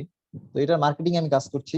তো এখানে এই সেক্টর গুলোতে কিন্তু প্রোডাকশন রয়েছে, মানে যেখানে মানে আমি যে বললাম শুরুতে স্যার জিজ্ঞেস করছিল যে ইন্টার্নের সুযোগ রয়েছে কিনা। লাস্টে বুটেক্স থেকে অলমোস্ট 20+ স্টুডেন্ট ইন্টার্ন করছে লাস্ট ইয়ার আমাদের এখানে। তো এরা কিন্তু সবাই মিলে কাজ করছে প্রোডাকশন সেক্টরে। তো আমরা জানি যে একটা মানে পার্ট যেটা আমরা যারা একদম উইভিং, আমাদের আলাদা সাব ডিভিশন রয়েছে, উইভিং রয়েছে, স্পিনিং রয়েছে, এগুলো কিন্তু একেবারে টেক্সটাইল আলাদা আলাদা পার্ট এবং আলাদা আলাদা মিল। এই জায়গাগুলোতে আমাদের অনেক কাজ করার সুযোগ। আমরা চাইলে এই জায়গাগুলোর প্রোডাকশনে কাজ করতে পারি, প্ল্যানিং এ কাজ করতে পারি, অনেক কাজ করার সুযোগ এবং অনেক পোস্ট। এবং এই জায়গাগুলোতে বেসিক্যালি এই জায়গাগুলো হচ্ছে আমাদের টেক্সটাইল ইঞ্জিনিয়ার যারা রয়েছে তাদের জন্য কোর জায়গা, এবং এই জায়গাগুলোতেই সবসময় টেক্সটাইল ইঞ্জিনিয়ারদেরকে নেওয়া হয়। এই জায়গাগুলোতে আলিম দাখিল ডিগ্রি কিন্তু নেওয়া হয় না। চেষ্টা করে সবসময় একজন টেক্সটাইল ইঞ্জিনিয়ারকে একটা আপনার উইভিং প্লান্টের ইঞ্জিনিয়ার হিসেবে নিয়োগ দিতে, বা স্পিনিং মিলের ইঞ্জিনিয়ার হিসেবে নিয়োগ দিতে, বা একটা ফেব্রিকে ডাইং মিলের ইঞ্জিনিয়ার হিসেবে নিয়োগ দিতে, কালার টেকনিশিয়ান হিসেবে নিতে, মানে যারা মানে ম্যানেজমেন্ট লেভেল এক্সিকিউটিভ লেভেলে নিতে। তো এই জায়গাগুলো নিয়ে কিন্তু আমরা যারা ওয়াশিং এ পড়াশোনা করছি, কালার নিয়ে পড়াশোনা করছি, তাদের কাজ করার অনেক সুযোগ। এবং বাংলাদেশে নতুন নতুন অনেক টেক্সটাইল মিল হচ্ছে, অনেক অ্যাক্সেসরিজ ফ্যাক্টরি হচ্ছে, অনেক ওয়াশিং প্লান্ট হচ্ছে ডেনিমের ক্ষেত্রে, অনেক অল ওভার প্রিন্টিং এর প্লান্ট রয়েছে, কেমিক্যাল ফ্যাক্টরি হচ্ছে যারা হচ্ছে ওয়াশিং এর ডাই স্টাফ গুলো বিক্রি করে। তো এইসব জায়গাগুলো কিন্তু কাজ করার প্রোডাকশনে অনেক সুযোগ রয়েছে। এবং একটা মেজর পার্ট যেটা আমাদের অনেক অ্যালামনাই কাজ করছে, যেটা এই টেক্সটাইলের মার্কেটিং। টেক্সটাইল মার্কেটিং বর্তমানে মানে মানে কাইন্ড অফ একটা লিডিং পজিশনে রয়েছে। আপনার স্যালারি স্ট্রাকচারের থেকে বলেন কিংবা কাজের ক্ষেত্রে ফ্লেক্সিবিলিটি বলেন, এই ফ্রন্ট সেক্টরে কাজ করলে হয় কি মার্কেটিং এ আমার নিজের মতো করে, যেমন আজকে আমি স্যারকে সময় দিলাম 7টা থেকে কথা বলবো, আমার 6টায় অফিস শেষ, আমি চাইলে 8টা পর্যন্ত অফিস করতে পারি, আবার 4টার সময় যেতে পারি যদি আমার কাজ সবকিছু ঠিকঠাক থাকে। তো মার্কেটিং এ কাজ করলে এই একটা সুযোগ সুবিধা রয়েছে, যেটা আসলে অন্য অন্য জায়গায় প্রোডাকশনে কাজ করলে কিন্তু পাওয়া যায় না। কারণ প্রোডাকশন বেসটা আমাদের মিনিট বেস, আমার 8 ঘন্টা শিফট, আপনার যার ডিউটি থাকে তার কিন্তু 8 ঘন্টা ডিউটি করতে হবে, এবং 8 ঘন্টার মধ্যে তার কাজগুলো সম্পন্ন করতে হবে, তার আউটপুট দেখাতে হবে, তার মানে আপনার ফল কতটুকু দেখাতে হবে, ফার্স্ট টাইম প্রোডাকশন রেট কত, এফটিআর বলে আমাদের টেক্সটাইল ভাষায়, এগুলো শো করতে হয়। মানে প্রোডাকশনের ক্ষেত্রে কাজ করলে এ ধরনের কিছু ব্যারিয়ার রয়েছে, বা মার্কেটিং এ কাজ করতে গেলে আপনার ফ্লেক্সিবিলিটি রয়েছে। যদি কারো যদি ইচ্ছা থাকে এরকমের যে আমি টেক্সটাইলে পড়তে আসছি, মানে আমি একটু কমিউনিকেশন মানুষের কাছে বেশি রাখতে চাই, বিভিন্ন জায়গায় যেতে চাই, মুভমেন্ট করতে চাই, সেক্ষেত্রে আমি মনে করি যে মার্কেটিং এ আপনারা কাজ করতে পারেন টেক্সটাইল সেক্টরের। এবং মার্কেটিং এ কাজ করলে আপনি আবার ফেব্রিকের মার্কেটিং করতে পারেন, যেমন আমাদের কিছু আপনার ডেনিম ফেব্রিকের মিল রয়েছে বাংলাদেশে, শাসা ডেনিম, নাইস ডেনিম, হামিমে ডেনিম প্রজেক্ট, অনেক বড় বড় ডেনিম প্রজেক্ট রয়েছে যাদের মার্কেটিং এ অনেক সুযোগ কাজ করার জন্য, ভালো স্যালারি দিচ্ছে। তারপরে আমরা যদি ওভেন ফেব্রিকের ক্ষেত্রে বলি, বা আমরা যে ধরনের ফেব্রিক করি স্পোর্টস ওয়্যারের, আমরা সাধারণত ফেব্রিক করি বা নিট ফেব্রিক গুলো করি, এগুলোর ক্ষেত্রে মার্কেটিং এর আপনি কাজ করতে পারেন। অনেক বাংলাদেশে চাইনিজ অনেক ট্রেডিং মিল গুলো রয়েছে, চাইনিজ ট্রেডিং মিল গুলোতে কাজ করতে পারেন। একটা অ্যালার্মিং বিষয় বলি, আমাদের যারা রয়েছে স্টুডেন্ট, এই চাইনিজ মিল গুলোতে কাজ করতে গেলে হয় কি, আমরা পাশ করার পরে অনেকে ভাবি যে চাকরি পাচ্ছি না কোথাও, অনেকে বলে যে একটা চাইনিজ ফেব্রিকের মার্কেটিং হিসেবে দিতে। তো এইসব সেক্টর গুলোতে জয়েন করার ক্ষেত্রে আমাদের একটু সিনিয়রদের সাথে ডিসকাস করে নিবে, কারণ দেখা যায় আপনি 3 মাস চাকরি করলেন, চাকরি করার পর আপনি বেতন পাচ্ছেন না। এটা আপনাদের খারাপ লাগে যে ক্যারিয়ার শুরুতে একটা কাজ ঢুকলেন, বেতন ভাতা ঠিক মতো পাচ্ছেন না। তো এইসব জিনিসগুলো বিশেষ করে চাইনিজ মিল গুলোর ক্ষেত্রে, মানে আমি ছোট করেও দেখছি না তাদেরকে, তারা এটা বেশি করে। দেখা যায় একটা ছেলেকে খাটালো 6 মাস, বেতন দিল 3 মাসে, বা 3 মাস বেতন পেলো না, তখন কিন্তু একটা অনীহা চলে আসে কাজের প্রতি। তো এইসব বিষয়গুলো যখন আপনারা যে কোনো ক্যারিয়ার সেক্টরে যাওয়ার আগে আমাদের স্যারদের সাথে ডিসকাস করবেন যে স্যার আমি তো এখানে জয়েন করতে যাচ্ছি, কেমন হবে। কারণ দেখা যায় যে আমি আমাদের সুব্রত স্যারের কথাই বলি, স্যার হয়তো ভালো মানে তার একাডেমিক স্ট্রং ছিল, সিজিপিএ ভালো ছিল, সবকিছু বেশি মেধা ছিল বলে হয়তো টিচিং প্রফেশনে রয়েছে, তার সামনে হয়তো আর বড় পরিকল্পনা রয়েছে। কিন্তু দেখা যাবে যে স্যারের সাথে যারা ব্যাচে বের হয়েছে, অনেকে বড় বড় বাইং হাউসে আছে, অনেকে বড় বড় ফ্যাক্টরিতে আছে। তো আপনারা যখন বিভিন্ন স্যারদের সাথে ডিসকাস করবেন, স্যার হয়তো দেখা যায় ওনার ফ্রেন্ডের সাথে আলাপ করতে পারলো যে ওখানে তো আমার একটা ছেলে যাচ্ছে ইউনিভার্সিটি, কেমন হবে। তো আমাদের আসলে নিজের মধ্যে না থেকে শেয়ারিং কেয়ারিং এর মধ্যে বিষয়গুলো নিয়ে আসতে হবে। মানে একেবারে আমি আমার জায়গা থেকে বলছি, আমি কোনো একাডেমিক ভাবে বলছি না, আমার ভাষায় বলছি, আমার যেটা অভিজ্ঞতা ওই জায়গা থেকে বলছি। এবং আমি কিন্তু আপনাদের মধ্যে একজন স্টুডেন্ট ছিলাম, আপনার গ্রিন ইউনিভার্সিটি। তো আমি তো আমার কিন্তু একেবারে এক্সপিরিয়েন্সটা অন্য মানে স্যারদের থেকেও আলাদা, কারণ আমি এই ইউনিভার্সিটি থেকে পড়াশোনা করে বেরিয়েছি। তো আপনারা যে জায়গায় ছিলেন আমিও ছিলাম, আমি বুঝি আসলে যে কি কি ডিফিকাল্টিস গুলো আমরা ফেস করি। তো আপনারা চাইলে এই টেক্সটাইল মিল গুলোর প্রোডাকশনেও কাজ করতে পারেন, এবং বিভিন্ন ইপিজেডে কিন্তু টেক্সটাইল মিল রয়েছে, অনেক বড় বড় টেক্সটাইল মিল রয়েছে। আমাদের অনেক ছেলে পেলে কাজ করছে, আমি একটা ছেলেকে চিনি আপনার, আমার ইপিজেডে আমার পাশে ব্যক্তি কাজ করছে মার্কেটিং এ, কৌশিক করে নাম। ও খুব ভালো, মানে আমার থেকে ভালো পজিশনে, অনেক অর্ডার হোল্ড করে। আর এরা কিন্তু গ্রিন ইউনিভার্সিটি ব্র্যান্ডিংও করছে। তো ভালো লাগে অনেক সময় এদেরকে দেখলে, বড় বড় জায়গায় মিটিং এ যখন দেখি তাদের, আমার ইউনিভার্সিটি আলামনাইদেরকে ভালো লাগে। তো আপনারা, আমরা আশা করি যে এই জিনিসগুলোর সম্বন্ধে ধারণা নেবেন যে কই কাজ করা যায়, কোথায় কাজ করার সুযোগ আছে। তো চাইলে আপনার টেক্সটাইল মিল গুলোতে কাজ করতে পারেন, মার্কেটিং এ কাজ করতে পারেন। এখানে আপনার মানে প্রোডাক্ট সেল করতে হবে, কমিউনিকেশনটা অনেক শক্তিশালী। এর বাইরেও আপনার গার্মেন্টস নিয়ে বললাম, বাইং হাউস নিয়ে বললাম, তারপরে টেক্সটাইল মিল নিয়ে বললাম, এর বাইরেও নতুন নতুন টেক্সটাইল ইঞ্জিনিয়ারদের জন্য কাজ করার কিছু ক্ষেত্র তৈরি হয়েছে, যেগুলোর ক্ষেত্রে আমাদের অনেক অ্যালামনাই কাজ করছে। যেমন আমি যদি বলি, টেস্টিং ইনস্টিটিউট রয়েছে, ইন্টারন্যাশনাল টেস্টিং ইনস্টিটিউট, যেমন ITS, SGS, Bureau Veritas, Intertek, এরকম কাইন্ড অফ অনেক টেস্টিং ইনস্টিটিউট রয়েছে, যেখানে আমাদের অনেক অ্যালামনাই কাজ করছে। আপনারাও সেখানে ভালো স্যালারিতে জয়েন করতে পারেন, এবং স্মার্ট জব এটা। আপনার ঢাকায় সবগুলোর অফিস, আপনি বিভিন্ন ফ্যাক্টরিতে ঘুরতে যেতে পারবেন, অডিট করতে পারবেন। সেক্ষেত্রে হয়তো একটু নলেজটা ভালো থাকতে হয়। তো চাইলে কিন্তু আপনারা এই ইন্টারন্যাশনাল এই টেস্টিং ইনস্টিটিউট গুলোতে জয়েন করতে পারেন। তারপরে আপনার অনেক অডিট ফার্ম আছে আমাদের, যারা এইসব ইনস্টিটিউট গুলো কিন্তু শুধুমাত্র টেক্সটাইল ইঞ্জিনিয়ারই হায়ার করে, অন্য কাউকে নেয় না। তো আপনাদের জানতে হবে যে ব্যুরো ভেরিটাস কি, তারপরে আইটিএস কি, একটা কাপড়ের ক্ষেত্রে কি কি টেস্টিং হতে পারে, থার্ড পার্টি টেস্ট কাকে বলে, ল্যাব টেস্টটা কি। এই বেসিক ধারণাগুলো শুধু পড়ে আসলে হবে না, মানে পড়াশোনার বাইরেও। এবং এই জন্য খুব বেশি সময় নিতে হয় এমনটা না, এখন ইউটিউবের সুযোগ, গুগল আছে, ঠিক আছে। আবার চাইলে একটা সিনিয়রের সাথে আড্ডাও দিতে পারেন, যদি কেউ চায় আমার সাথে আড্ডা দিতে পারেন, anyone welcome.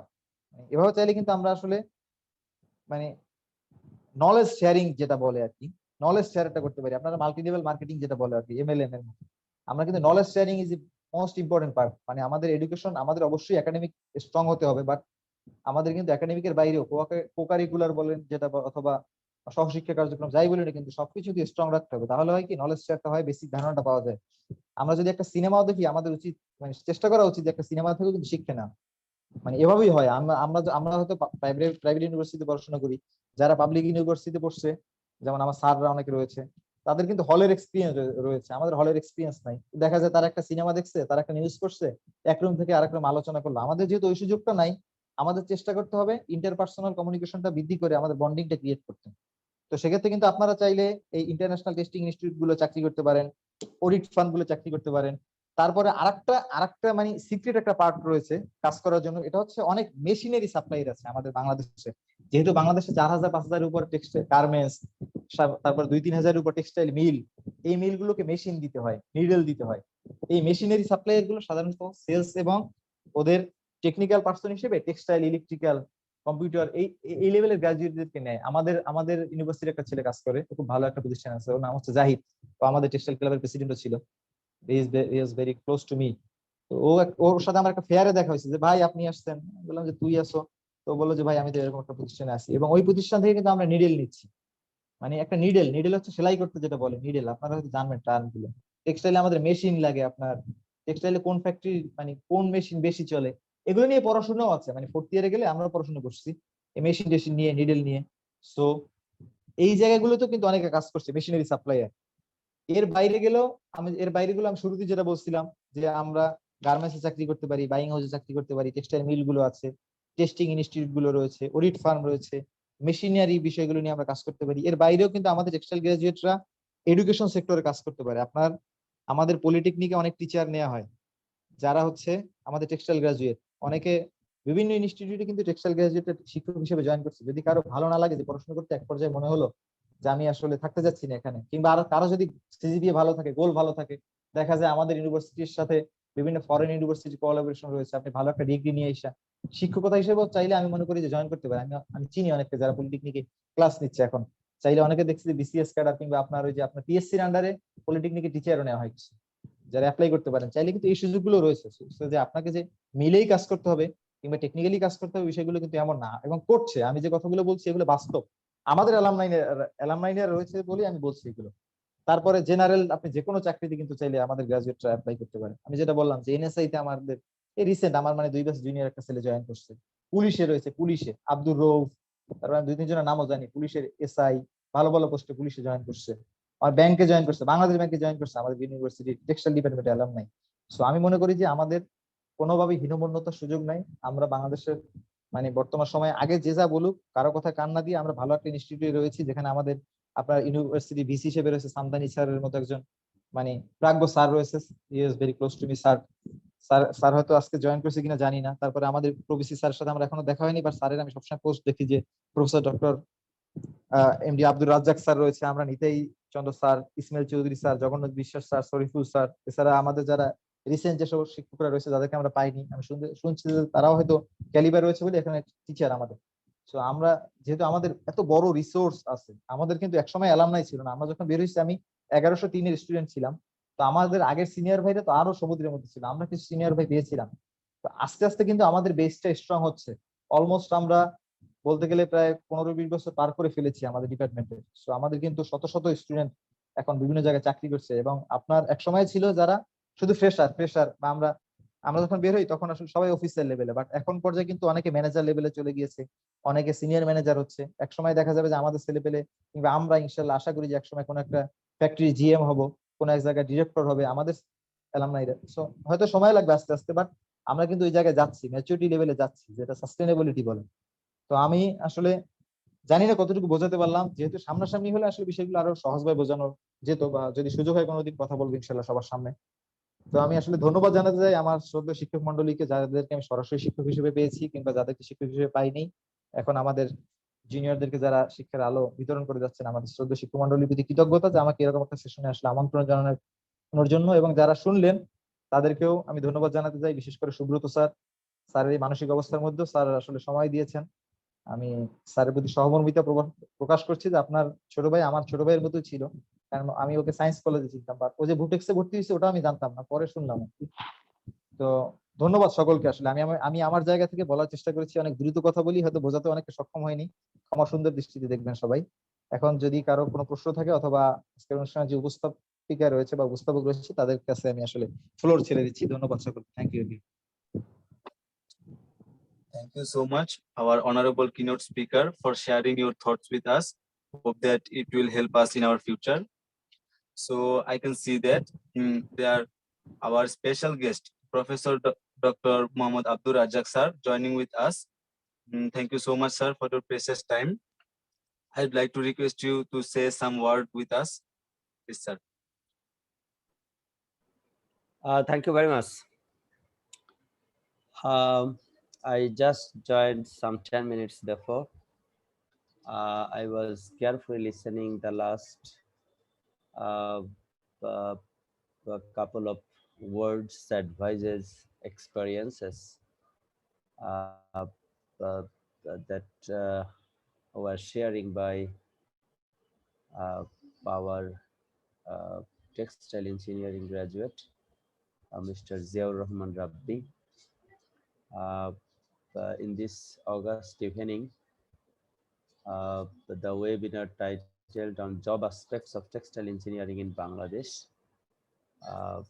We have amongst us our very respected Professor Dr. Nitai Chandra Sutradhar, the distinguished professor and chairperson of the Department of Textile Engineering, the keynote speaker, respected faculty members, and my dear students. Assalamu alaikum and very good evening to you all. I first apologize for not being able to attend the meeting on time due to a delayed schedule in a doctor's chamber. Anyway, job aspects of textile engineers in Bangladesh. I believe it's a very important topic to understand for our undergraduate students, especially for our final year students.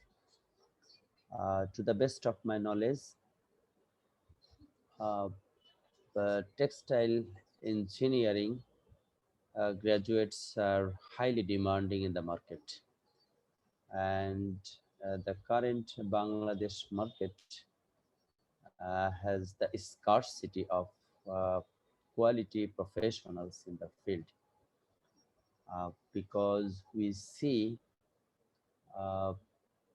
graduates from India, Sri Lanka, and a few other neighboring countries are being invited here in topmost positions. And we also see that around 4 million people are working in ready-made garments industries, and for directing all those employees, we need quality textile engineers in different sectors. And we also see that in recent decades, while investments from the moneyed people were being taken off from many other type of industries, however, in garment industry, new investors, both from home and abroad, invested for the new business ventures. So the RMG sector's contribution in country's economy is also highly remarkable. And I believe in today's evening, Mr. Rabbi has explored all the avenues for a textile engineer to be recruited or to get a job. And definitely you have been able to get good knowledge out of it. I just want to say a few words related to Green University of Bangladesh. I believe you all will agree with me that we at Green University of Bangladesh, under the very leadership of our Honorable Vice Chancellor, Professor Dr. Ghulam Samdani Fakir, have recently been able to bring significant transformational changes in higher education sector. And under his leadership, we have been able to hone our reputation as a university with very defined vision, mission, and core values. And this is not just for what we are good at, but also of what we are good for. And I believe these success stories are the outcomes of our highly committed teamwork activities. In Green University, starting from the vice chancellor down towards a junior officer. We all know what to do, what not to do, and what are our KPIs, and how the activities to be carried out in the university to achieve our mission and vision. And this high level of commitment to our roles and responsibilities, especially for upholding the quality education, is perhaps, I believe, best articulated by our tagline. The tagline is inspire learning for innovation and transformation. I'm quoting again. Our tagline is inspire learning for innovation and transformation. These five words have significant meaning if you read again and again. So we are being motivated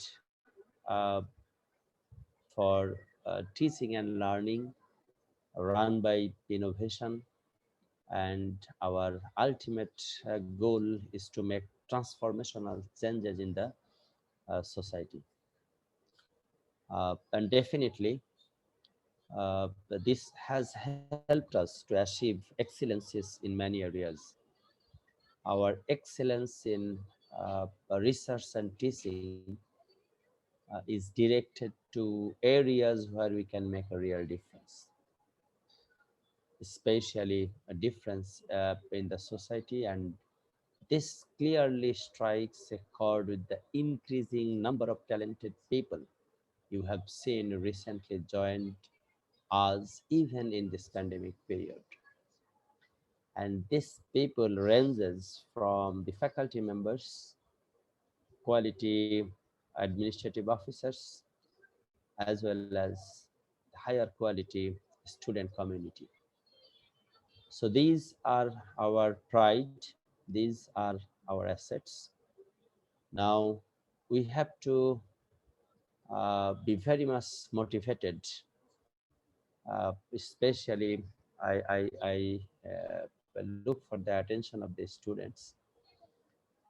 You will be highly motivated to learn the skills and the skill set that is required for addressing the challenges of workplaces in 21st century. And definitely, you know that we envision to produce quality graduates who are academically competent, socially responsible, and ethically driven. And definitely, we are trying our level best to prepare you with a bunch of soft skills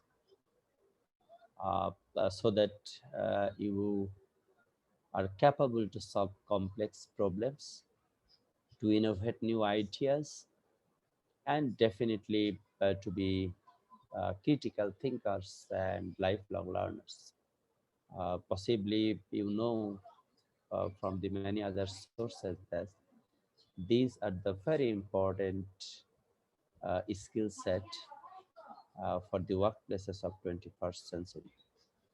So I believe today's session has helped a lot to open up your eyes in determining your future positions, and it's also has opened up an opportunity to build personal and professional network with the alumni. And I believe the Department of Textile Engineering will continue to invite such glorious careers in future days to be introduced with the existing students, so that even though they are meeting virtually, I believe this will help them to learn the practical culture of the practical fields, and connect with multiple employers from different corners of the country. I always appreciate appreciate student engagement activities and wish every success in their future journey. And my special thank goes to the organizer. I come to know that Mr. Subroto Pal has played a pivotal role in organizing this event. I really appreciate his effort, and along with him, the very respected chairperson of the department and all other faculty members and the student community who have paid their valuable time in this evening to listen from an industry expert. And I believe Mr. Rabbi has also enjoyed this session to share some of his experiences and his advices with our students. So with these few words, I would like to conclude and thank you again for inviting me to be part of this auspicious event in this very evening. Thank you so much, our special guest, Professor Dr. Mohammad Abdur Razzaq sir, for your valuable speech. Actually, I'm so sorry for skipping the question and answer session. I heard that our Pro-VC sir went to the hospital, so in a hurry to give him the slot, I totally forgot to pick some questions. So again, sorry for that. We will go ahead and take some time for questions now. Just for reminder, please be sure to type your questions into the question box in your control panel. And if you want to ask something in person, then raise your hand. Our keynote speaker, Mr. Jiaur Rahman Rabbi sir, will answer your question.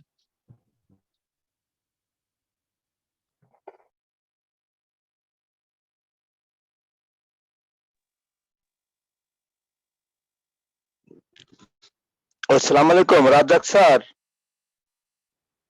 Sir আছি, বলেন। Sir ভালো আছেন? Sir ওই যে এই রাব্বির একটু পরিচয় দিই স্যার। এ আমাদের অ্যালামনাই, আমাদের এ হচ্ছে রেজিস্টার্ড সাহেব, আমাদের রেজিস্টার্ড সাইফুল সাহেবের ভাগ্না স্যার। এ সব থেকে বড় কোম্পানিতে চাকরি করে, ইয়ং ওয়ান গ্রুপে খুব ভালো পজিশনে আছে আর কি। এবং গ্রিন ইউনিভার্সিটি আমাদের টেক্সট ও গ্রিন ইউনিভার্সিটির ডিবেটিং ক্লাবের প্রেসিডেন্টও ছিল এক সময়। ও একজন ভালো বক্তা ছিল স্যার। রাব্বিকে আমাদের এই যে সামনের বড় ইভেন্ট যেগুলি হয়, কনফারেন্স বা আপনাদের টেক্সটাইল ফেস্ট যেটা হয়, এইগুলি প্রোগ্রামে ওনাকে ইনভাইট করবেন এবং ওনার কন্ট্রিবিউশন আমাদের কারেন্ট স্টুডেন্টদের জন্য খুবই ইফেক্টিভ হবে বলে আমি মনে করছি। জি স্যার, জি sir, thank you sir.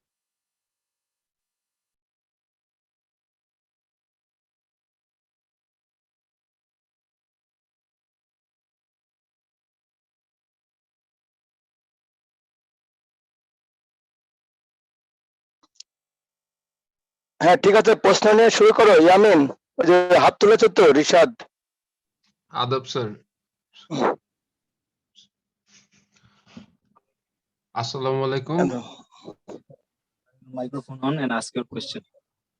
Yeah. Assalamu alaikum everyone. Hello. রাব্বি, আসসালামু আলাইকুম রাব্বি স্যার। কথা শোনা যাচ্ছে? জি জি জি।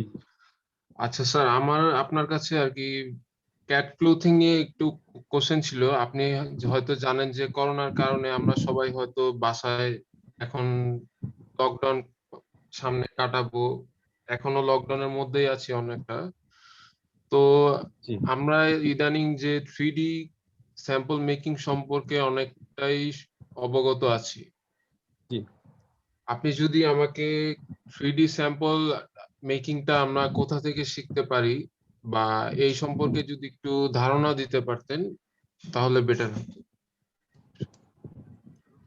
3D স্যাম্পল মেকিং যেটা আসলে মানে গার্মেন্টস এর ক্ষেত্রে শুরুতে যে ক্যাশ সেকশন যেটা বলা হয় আর কি, আপনার কস্টিং বলেন বা ডিজাইন বলেন, যে কোনো কিছু আসলে শুরুতে কিন্তু ক্যাট ডিপার্টমেন্ট থেকে যায়। অর্ডার আসার পরে কোনো কিছু আসার পরে ক্যাট ডিপার্টমেন্টে দেওয়া হয়। তো এক্ষেত্রে এখনো বাংলাদেশে আসলে কিছু থার্ড পার্টি কিছু ইনস্টিটিউট রয়েছে যারা মানে বেসরকারি পর্যায়ে এগুলো শিখায়। সাধারণত এগুলো আপনার এই বিজেপি ইউনিভার্সিটি একটা কোর্স ছিল আগে, এখন আছে কিনা জানি না, 3 মাসের একটা কোর্স ছিল। এরকম অনেকগুলো ইনস্টিটিউট রয়েছে, নিটিয়ারে একটা কোর্স, নিটিয়ারে আছে, কোর্স করতে পারবেন। এবার বিভিন্ন আসলে আপনি এগুলো আসলে মানে স্পেসিফিক আসলে এগুলো বলা সম্ভব না ভাবে। এগুলো অনেক সময় দেখা যায় আপনার অনেকে মানে অনলাইনে আপনি অনেকে শিখে নেয়, অনেকে আছে আপনার মানে সেমিনার হিসেবে অনেক অনেক জায়গায় অনেক ডিপার্টমেন্ট অনেক সময় অফার করে, যে তুমি সার্টিফিকেট কোর্স অফার করে, বিজিএমই অফার করে। এগুলো আসলে মানে এস্টাবলিশ কোনো অর্গানাইজেশন এখনো নাই বাংলাদেশ ওভাবে মানে এই কোর্স করার ক্ষেত্রে। এটা আপনি বিইউএফটি, বিজিএমইএ, তারপরে নিটার, এরা অনেক সময় অফার করে। চাইলে দেখা যায় যে আমাদের যে ডিপার্টমেন্ট রয়েছে, চাইলে দেখা যায় আমাদের এখান থেকে সার্টিফিকেট কোর্স অফার করতে পারে, সারা যদি অ্যানাউন্স করে আপনাদের জন্য, মানে এভাবে করে অনেক সময়। এটার ক্ষেত্রে আসলে এস্টাবলিশ কোনো ইনস্টিটিউট নাই বাংলাদেশে, এখনো নাই, আমার জানা মতে নাই আর কি। জি আপনি ধন্যবাদ সবাইকে, thank you. Thank you for your question.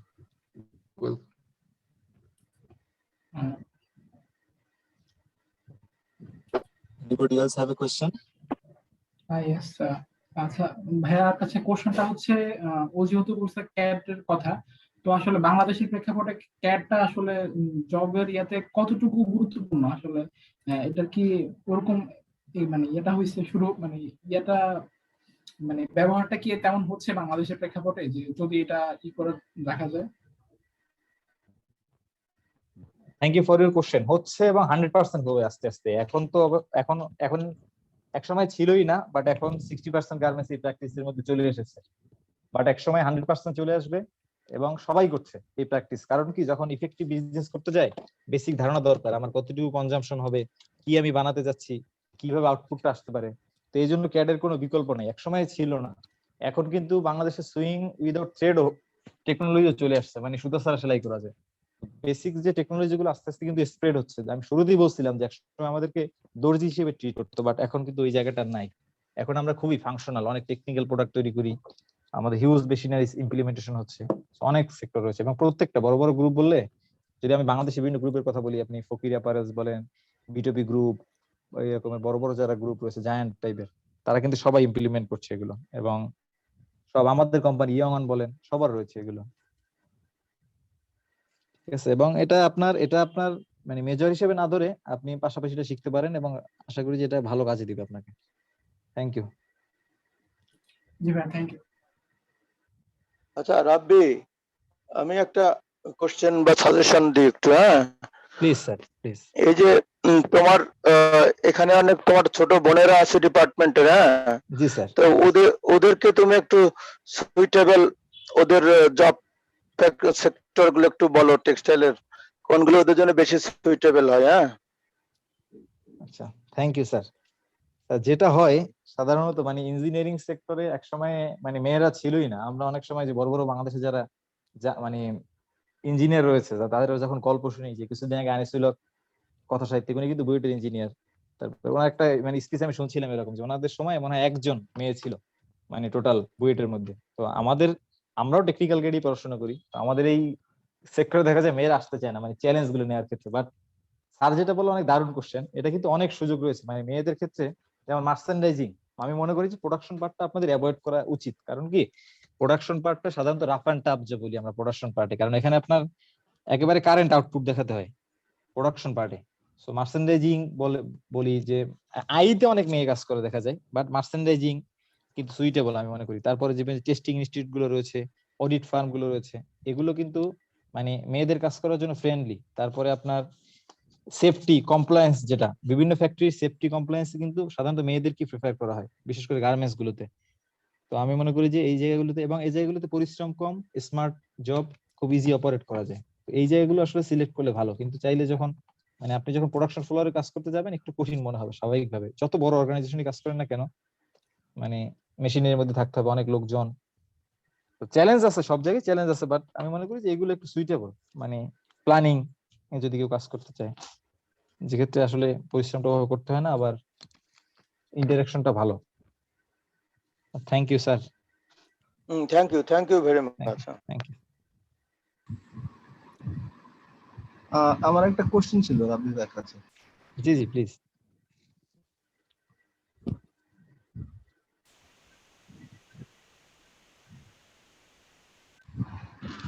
Hello. Rabbi ভাই জি জি speak করবো? শুনতে পাচ্ছেন? জি কাইন্ডলি। ভাই আমাদের তো আসলে টেক্সটাইলে অনেকগুলো ডিপার্টমেন্টই আছে জব করার মতো। আমরা কেন মার্কেটিংটাকে বেছে নিই না? আমরা কেন ওই আদার ডিপার্টমেন্ট মার্চেন্ডাইজিং, প্রোডাকশন, আমি কেন আমি কেন বেছে নিলাম না আপনি কেন বেশি বেছে দিই? নিলেন? আমি জি আমি আমি ক্লিয়ার না আসলে আমি কেন বেছে নিলাম মার্কেটিং কে সেটা?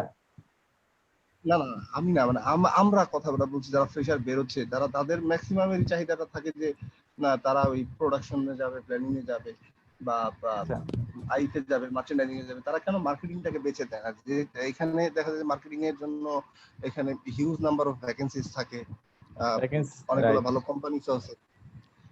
সো এখানে জব নিয়ে কোনো প্রবলেম হয় না। অ্যাটলিস্ট সাপোজ ধরেন কোথাও যদি আইতে কারো জব চলে যায়, নেক্সট জবটা পেতে তার একটা মোটামুটি সময় লেগে যায় যদি সে ওয়েল এক্সপিরিয়েন্স না হয়। সেই ক্ষেত্রে মার্কেটিং এ যদি হালকা পাতলা পরিচিত থাকে মার্কেটটা, সেক্ষেত্রে তার জব পাওয়াটা সহজ হয়। আমরা কেন মার্কেটিংটাকে বেছে নিই না? যে জায়গায় আমরা মার্কেটিংটা, যেহেতু আমরা টেক্সটাইল স্টুডেন্ট, আমাদের টেকনিক্যাল নলেজ তো আছেই, সাথে সাথে আমাদের মোটামুটি আমরা মার্কেটিংটা যদি একটু ভালো বুঝি, আমাদের তো বিবিএ এর কিছু সাবজেক্ট পড়ানো হয় মার্কেটিং এর উপরে, তো আমরা হ্যাঁ মার্কেটিংটা কেন বেছে নিই? আমাদের মার্কেটিং এখানে ভালো করার সুযোগটা বেশি। এটা আপনার প্রশ্নের জন্য ধন্যবাদ। আপনি মানে একটা ভালো প্রশ্ন আপনি করেছেন। নিজে marketing- আমি বলি আমার আমার মানে পয়েন্ট অফ ভিউ থেকে বলি, আমি মার্কেটিং এ আসার কারণ হচ্ছে আমার কমিউনিকেশনটা ভালো ছিল। আমি যেহেতু ডিবেট করতাম, আমার মানুষের সাথে কমিউনিকেশন ভালো ছিল। আবার আমার একটা চিন্তাধারা ছিল যে আসলে ফ্যাক্টরি বেসড জব আমি করব না, মানে আমি তাদেরকে ছোট করে দেখছি না, বাট আমার ডিসিশনটা ছিল এরকম। আমি যখন মার্কেটিং এ আসি, এখানে আমি যেখানে চাকরি করছি এখানে আমার যারা কলিগ রয়েছে ম্যাক্সিমামই রাজশাহী ইউনিভার্সিটি, ঢাকা ইউনিভার্সিটি যেরকম স্টুডেন্ট, অনেক আছে বিবিএ করা, আবার টেক্সটাইলেরও আমরা কিছু আছি। তো যারা টেক্সটাইলে রয়েছে তাদের ক্ষেত্রে মানে আমাদের কোম্পানিও ভালো প্রিফারেন্স দেয়, কারণ আমাদের প্রোডাক্ট নলেজটা অনেক বেশি ওনাদের থেকে। ওনারা হয়তো মার্কেটিং সম্বন্ধে ভালো জানে, বাট মার্কেটিং এই যে ভাস্ট পার্ট হলো, মানে বেসিক জিনিসটা জানলে আর কমিউনিকেশনটা জানলে কিন্তু মার্কেটিং করা সহজ। তো আসতে চায় না কেন, এটা আসলে ফিলোসফিক্যাল সাইকোলজিক্যাল ব্যাপার। এটা নিয়ে আসলে তো আমি বলতে পারবো না কেন আসতে চায় না, তবে আমি মনে করি যে আসা উচিত চ্যালেঞ্জ দিতে চাইলে। এবং মার্কেটিং এর ক্ষেত্রে কিন্তু কাজ করলে স্যালারি স্ট্রাকচার বেশ ভালো, স্যালারি স্ট্রাকচার, কাজের অপরচুনিটি ভালো, এবং এক্সপিরিয়েন্স গ্যাদার করলে আপনার খুব দ্রুত জব সুইচ করে ভালো পজিশনে চলে যাওয়া যায়। এবং অনেক বড় বড় যেমন ডেনিমের অনেক মার্কেটিং এর কাজ করার সুযোগ রয়েছে। তারপরে কালারের মার্কেটিং করছে অনেক, আমাদের ইউনিভার্সিটি আলামনাইরে করছে অনেকে, এরকমের সুযোগ রয়েছে। এটা আসলে ইচ্ছার উপর নির্ভর করে। গোল ঠিক আমি নিজেও মার্কেটিং আছি, সেই জন্য আমি কথাটা আপনাকে আর কি জিজ্ঞেস করলাম। না না, এটাই সাইকোলজিক্যাল। অনেকে বলে যে মার্কেটিং এ টার্গেট থাকে, বেতন দেয় না অন টাইমে, বাট এগুলো ভুল ধারণা। এগুলো থেকে বের হয়ে আসতে হবে। টার্গেট তো থাকবেই, জীবনটাই আমাদের টার্গেটের উপর চলে। সো যে কোনো জায়গায় আমাদের লক্ষ্য থাকবেই, এবং লক্ষ্য জয় করার জন্য সবাইকে কাজ করতে হয়। সো টার্গেট না থাকলে লাইফে কোনো কিছুই আসলে মানে যেখানেই থাকি না কেন, কি প্রোডাকশন কি মার্কেটিং, তো এই কারণে হয়তো অনেকে ভয়তে আসতে চায় না বা শোনে এরকম শোনা কথার উপর ভিত্তি করে। বাট আমি মনে করি যে সাজেশন যেটা, যদি এরকমের থাকে সুযোগ আসলে জয়েন করা উচিত। বেশি আমি মনে করি। আচ্ছা ঠিক আছে, থ্যাংক ইউ। আমি মনে করি যে বোঝাতে পারছি। এরপরে next. Thank you for your question. আসসালামু আলাইকুম এভরিওয়ান। রাবি ভাইয়ের কাছে আমার একটা কোশ্চেন ছিল যে, জি জি শুনতে পাচ্ছি কাইন্ডলি। ভাই আসলে এখানে তো আমরা জব সেক্টর নিয়ে কথা বলতেছিলাম, তো ভাই আমার কোশ্চেনটা ছিল যে ভাই আমি যদি জব ব্যতীত আমি যদি উদ্যোক্তা হতে চাই, সেক্ষেত্রে আসলে যদি গার্মেন্টস নিয়ে সেটা হতে চাই, তাহলে সেক্ষেত্রে আমাকে আসলে কোন দিকটাতে ফোকাস করতে হবে? আর মানে ফার্স্ট অফ অল কি মার্কেটিংটাতে নাকি মার্চেন্টাইজ অথবা অন্য আদার্স অন্যগুলোতে?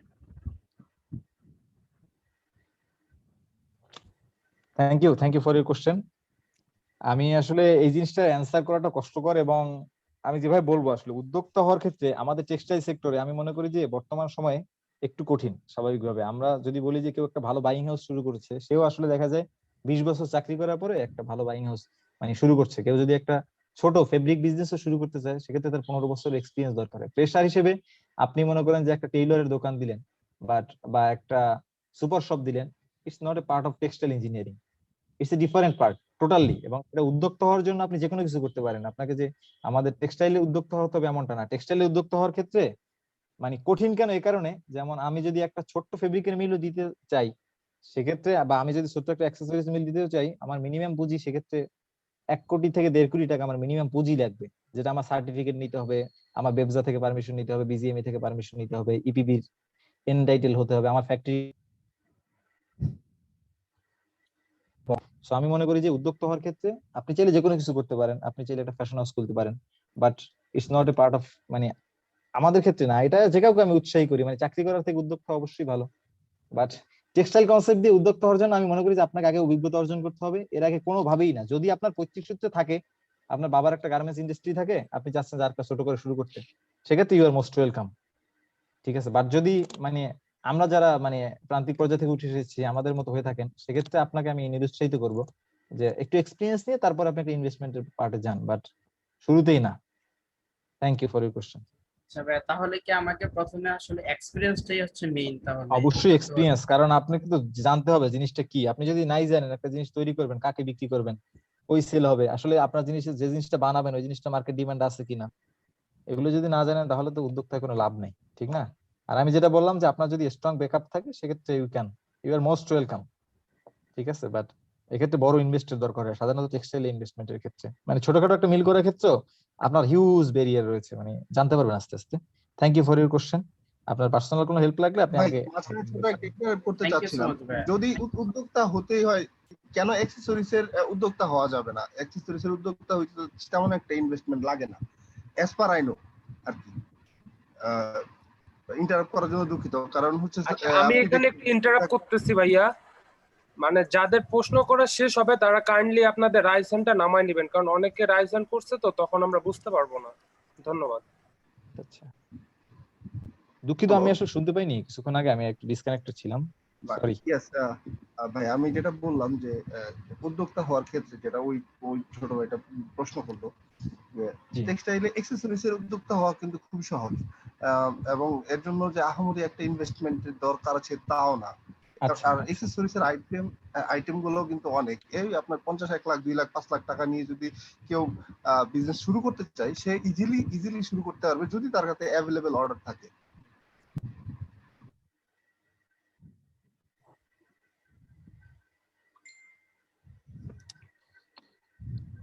হ্যালো,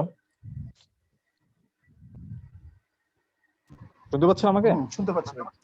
জি জি। আচ্ছা, আমি যেটা বলছিলাম আসলে এক্সপিরিয়েন্স, যেহেতু আমি মার্কেটিং করি। হ্যালো, যেহেতু আমি ব্যাকওয়ার্ড লিঙ্কেজে মার্কেটিং করি, শোনা যাচ্ছে আমাকে? জি ভাই, শুনতে পাচ্ছি বলেন। বারবার কল আসতেছে না, দুঃখিত আন্তরিকভাবে। তো আমাকে আসলে এক্সপিরিয়েন্স আছে, আমি যেটা বললাম আসলে শুনেন, আমি অনেককে দেখছি যে কারণ 5 বছর চাকরি করে আসার পরে সে জানে যে কার কাছে জিনিসটা সেল করতে হবে, তার এরকম 20টা কাস্টমার আছে। সে যখন একটা জিনিস শুরু করবে, তো আপনি একটা জিনিস বানালেন, তো বানালে আপনার যখন লিঙ্ক টিঙ্ক না থাকে, একটা মানে ভালো যারা মানে ভালো কোম্পানি, আমার কোম্পানি কোনো সোর্সিং বাংলাদেশের থ্রুতে করে না, all sourcing from Korea office. এরকম বড় বড় ফ্যাক্টরি কিন্তু সোর্সিং ডিপার্টমেন্ট থেকে সোর্সিং করে, তারা একটা সার্টিফিকেট ফ্যাক্টরিতে যায়, অনেক বাইরে রিকোয়ারমেন্ট থাকে যে তুমি এই জিপারটা যেখান থেকে নিবা বা বাটনটা যেখান থেকে নিবা ওর এই সার্টিফিকেশন লাগবে। বাট একটা যখন মানে জুনিয়র লেভেল আপনি শুরু করবেন, দেখা যায় আপনি অনেক জায়গায় অর্ডার পাবেন, অর্ডার পাওয়ার পর দেখা যায় আপনি পেমেন্ট পাচ্ছেন না। তো আলটিমেটলি আমি মনে করি যে এক্সপিরিয়েন্সটা দরকার আছে। আপনি 5 বছর মার্কেটিং করেন অথবা 5 বছর চাকরি করেন, তারপর আপনি শুরু করেন, এটা বেটার। মানে টেক্সটাইলের ক্ষেত্রে উদ্যোক্তা হওয়ার জন্য এটা হচ্ছে একদম ভালো পরামর্শ। আমি আপনার সাথে একমত ভাই যে এক্সপিরিয়েন্স তো অবশ্যই দরকার আছে, বাট আপনিও এটা হয়তো জেনে থাকবেন যে এখন কিন্তু সব ট্রেডিং বিজনেস করুক আর হচ্ছে ম্যানুফ্যাকচারিং কোম্পানি হোক, সবাই অ্যাডভান্স পেমেন্টে কাজ করতেছে এবং ফ্যাক্টরি গুলাও এর সাথে হ্যাবিচুয়েটেড হয়ে গেছে যে এখন অ্যাডভান্স পেমেন্টে কাজ হয়। সো পেমেন্ট ইস্যুগুলা দেখা যাচ্ছে যে এখন পেমেন্টের যে ইস্যুগুলা, যে পেমেন্ট পাচ্ছে না এরকম, এটা এখন আগে যেমন ছিল এখন তার অনেকটাই কমে গেছে, 20-30% আছে। আর ছোটখাটো কোম্পানি এখন বাংলাদেশে অনেক, যারা হচ্ছে এই লোকালি প্রোডাকশন করে তারা বাইরে লোকালি হচ্ছে বিক্রি করতেছে। সো সেই ক্ষেত্রে এখানে দেখেন, যদি আপনি জিপার টিপারের কথা বলেন, সেখানে অনেক টেস্ট রিকোয়ারমেন্টের, বাটনে অনেক টেস্ট রিকোয়ারমেন্টের প্রয়োজন থাকে। বাট আপনি যখন ইলাস্টিকে আসবেন বা লেভেলে আসবেন বা হ্যান্ডটেকে আসবেন বা টুইল টেপ, নেক টেপ, ড্রস্টিং এ আসবেন, তখন কিন্তু এত টেস্ট রিকোয়ারমেন্টের দরকার হয় না। আর সেখানে এখান থেকে একটা হেলদি অ্যামাউন্ট যারা নতুন উদ্যোক্তা অল্প করে করলেও হেলদি অ্যামাউন্ট একটা বের করা পসিবল, কারণ অ্যাজ পার আই নো ঠিক আছে, মানে আমি বুঝতে পেরেছি। রাইট, আপনার পয়েন্ট অফ ভিউ রাইট, কিন্তু ঠিক আছে সেটা, কিন্তু আপনি যে একটা ব্যাংকিং এর ক্ষেত্রে অ্যাডভান্স পেমেন্টের ক্ষেত্রে কিন্তু টিটি বা একটা এলসির ব্যাপার আছে, সেক্ষেত্রে ব্যাংকে লায়াবিলিটি দিতে হয়। তো লায়াবিলিটির ক্ষেত্রে আপনার মানে কিন্তু একটা ব্যাংকিং ভ্যালু আছে। So আমি মনে করি যে আমি আসলে নিরুৎসাহিত করি। তারপরে যদি কারো ইচ্ছা থাকে, আসলে পয়েন্ট অফ ভিউ এক একজন এক এক রকম। আমি শুরুতেই বলেছি যে আমি আসলে অভিজ্ঞতা ছাড়া কাউকে উদ্যোক্তা হতে মানে একেবারে নিরুৎসাহিত করি টেক্সটাইলের ক্ষেত্রে। কারণ আপনি যদি একটা জিনিস করলেন, তারপরে টার্গেট মার্কেট নাই, আপনার 20টা কাস্টমার নাই, সেটা কোনো লাভ নাই। কারণ এই আমাদের সেক্টরটা এরকম, আপনি জিনিস বানাবেন, বিক্রি করবেন, বিক্রি করার পর আলটিমেটলি আপনার টাকা, এর আগে না। ডেলিভারি হওয়ার পর টাকা, বানাইলেও হবে না শুধু। সো তারপরে যদি কারো মানে ওভাবে অভিজ্ঞতা থাকে, সেক্ষেত্রে অনেকে শুরুর পরে করতে পারেন, যদি একজন এক্সপার্টের সহযোগিতা করেন সেক্ষেত্রে করতে পারেন। Thank you. আমাদের মনে হয় যে লং হয়ে যাচ্ছে স্যার, কাইন্ডলি যদি 2-3টে কোশ্চেনের মধ্যে শেষ করা যেত তাহলে আসলে একটু ভালো হতো। দুঃখিত আন্তরিকভাবে আসলে।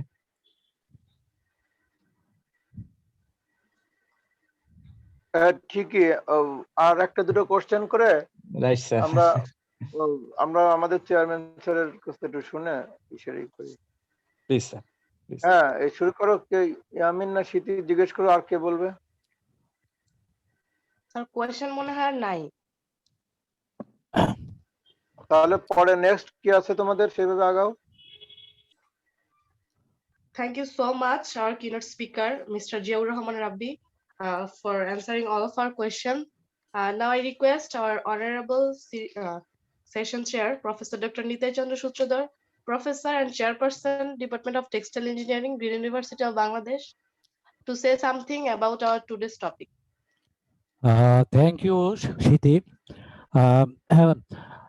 প্রথমে আমি ধন্যবাদ দেই আমাদের আজকে যে কিনোট স্পিকার রাব্বি, খুব সুন্দরভাবে আমাদের টেক্সটাইল সেক্টরের বিভিন্ন সাইড নিয়ে আলোচনা করছে। আসলে আমাদের আরো অনেক সময় দরকার, সামনাসামনি হলে পরে আরো সহজ হয়, কিন্তু আমি বলবো যে রাব্বি অনেক সুন্দরভাবেই বিভিন্ন সাইডকে কভার করার চেষ্টা করছে। আসলে এই আয়োজনটা ছিল আমাদের আসলে পার্মানেন্ট ক্যাম্পাসের টেক্সটাইল ক্লাবের।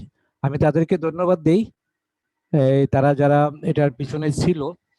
এবং আমি তো খুবই খুশি যে এই অনুষ্ঠানে কিন্তু প্রচুর আমাদের সিটি ক্যাম্পাসের ছাত্ররা এসছে, তাদেরকেও বিশেষভাবে ধন্যবাদ।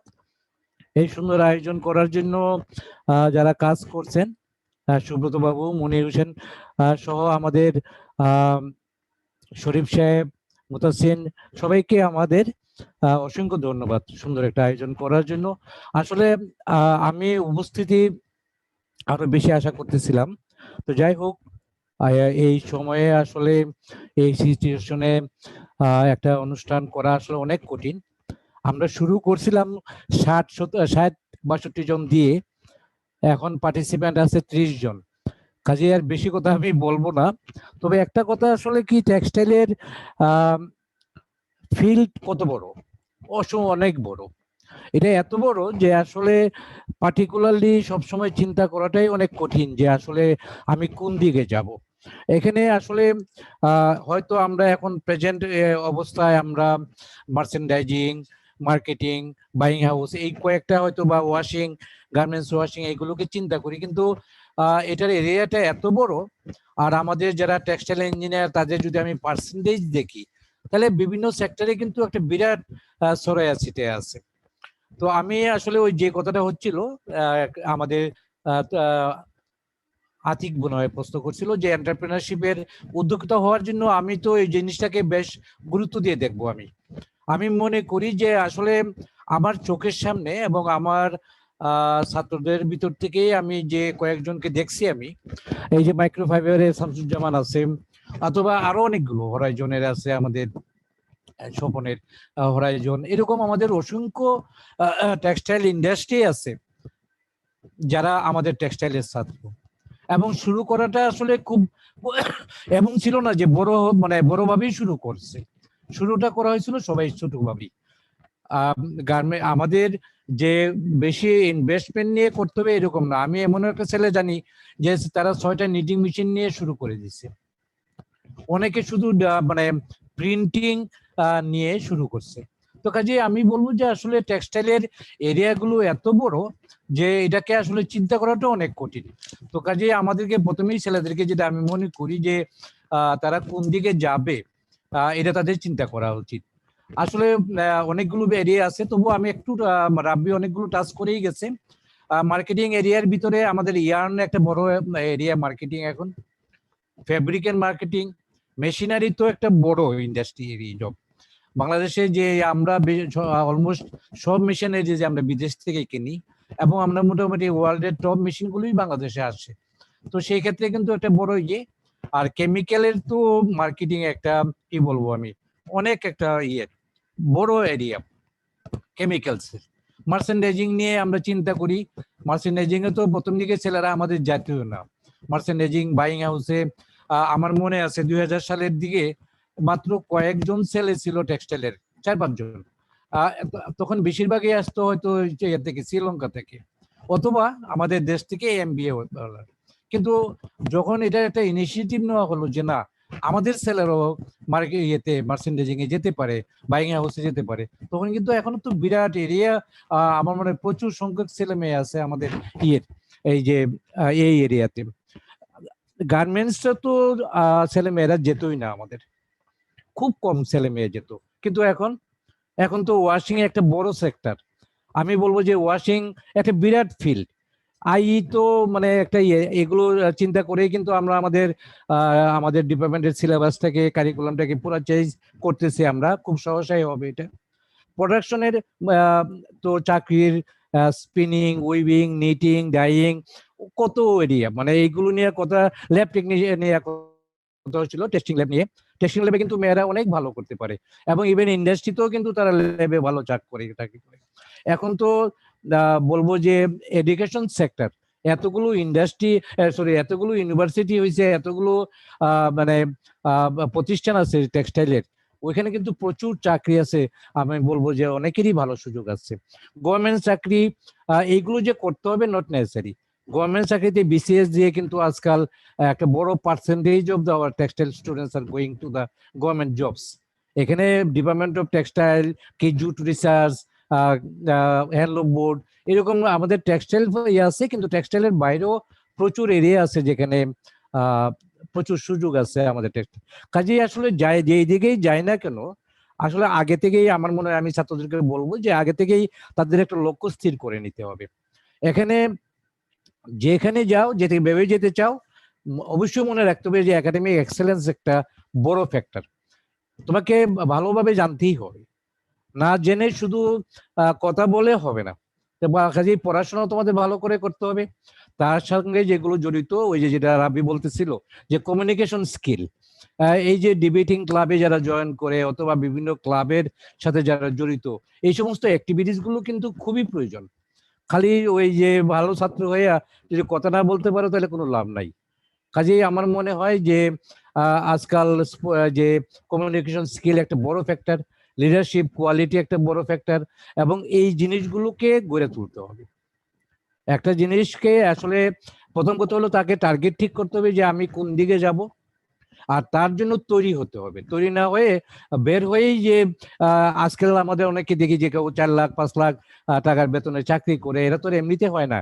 এগুলো করার জন্য যেটা হয় যে তো নিজেকে তৈরি করতে হয়। তো যাই হোক, আজকের এই রাব্বিকে আমি অনেক ধন্যবাদ দিই। আবার আসলে এই অভিজ্ঞতাগুলো বাস্তব জীবনের অভিজ্ঞতা, রাব্বি যেটা বলতে চেষ্টা করলো যে সেটা আসলে আমাদের ছেলেদেরকে অনেকেই করবে।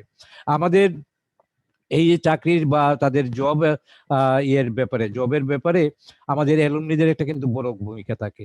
একটা সময় ছিল মাত্র কয়েকজন ছিল আমাদের অ্যালুমনি, এখন তো আমরা মোটামুটি কিন্তু খারাপ না আমাদের। তো আমরা 421 জন গত মানে স্প্রিং পর্যন্ত আছে 2020। তো আমার মনে হয় 400, আমরা যদি সবার সঙ্গে একটা যোগাযোগ রাখি, আমি ছেলেদেরকে বলবো যারা এখানে পড়াশোনা করতেছো তারা একটা ভালো রিলেশনশিপ রাখবা।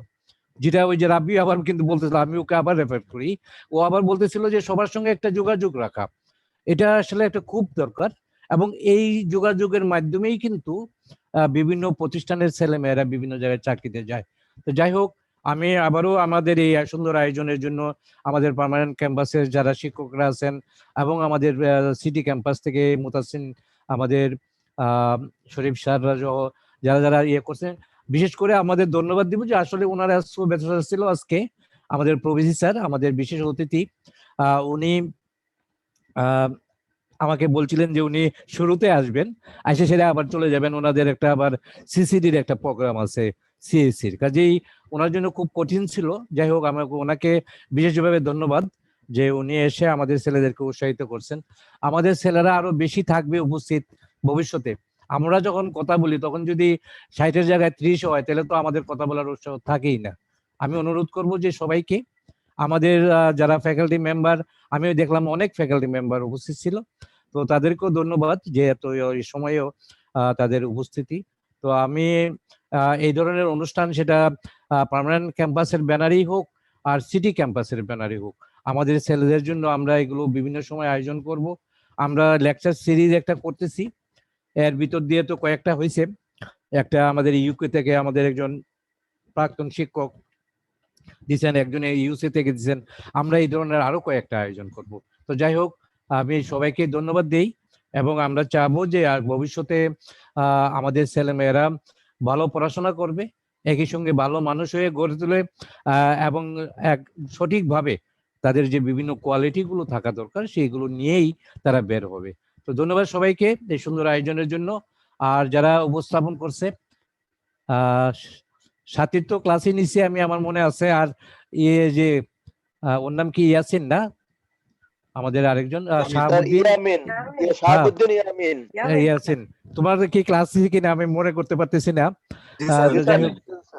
তো আমি তোমাদেরকে অনেক সুন্দর, তোমাদেরকে অনুষ্ঠান চালাতে হবে, এই ধরনের অনুষ্ঠানের মাধ্যমেই কিন্তু নিজেকে গড়ে তোলা হয়। তো যাই হোক, সবাইকে ধন্যবাদ। আমরা চাবো যে ও চিরেই পার্মানেন্ট ক্যাম্পাস থেকে আরেকটা ইয়ে হবে। আমরা একটা ভবিষ্যতে একটা প্ল্যান করতেছি যে পার্মানেন্ট ক্যাম্পাসের সব ছেলে মেয়েদের সাথে কথা বলবো, তাদের সুবিধা অসুবিধা নিয়ে কথা বলবো। অনেক প্রবলেম আছে আমি জানি। তো স্যার পার্মানেন্ট ক্যাম্পাসের ডিরেক্টর ম্যাডাম আছেন মনে হয়, আসছে নাকি? ম্যাডামকে তো খুঁজতেছিলাম আমি। ম্যাডাম, হ্যালো, কোথায় ম্যাডাম? তো ম্যাডামের নাম দেখা যাচ্ছে sir Umer Ruman madam, Umer Ruman madam. আদাব স্যার। হ্যাঁ, আমি তো আপনাকে আমি খুঁজতেছিলাম, আমি সুব্রত বাবুকে জিজ্ঞেস করছি। স্যার, আমি একটু ফ্যামিলির একটু খুব কাজ ছিল, একটু বাইরে ছিলাম, আমি এই মাত্র বাসায় এসে।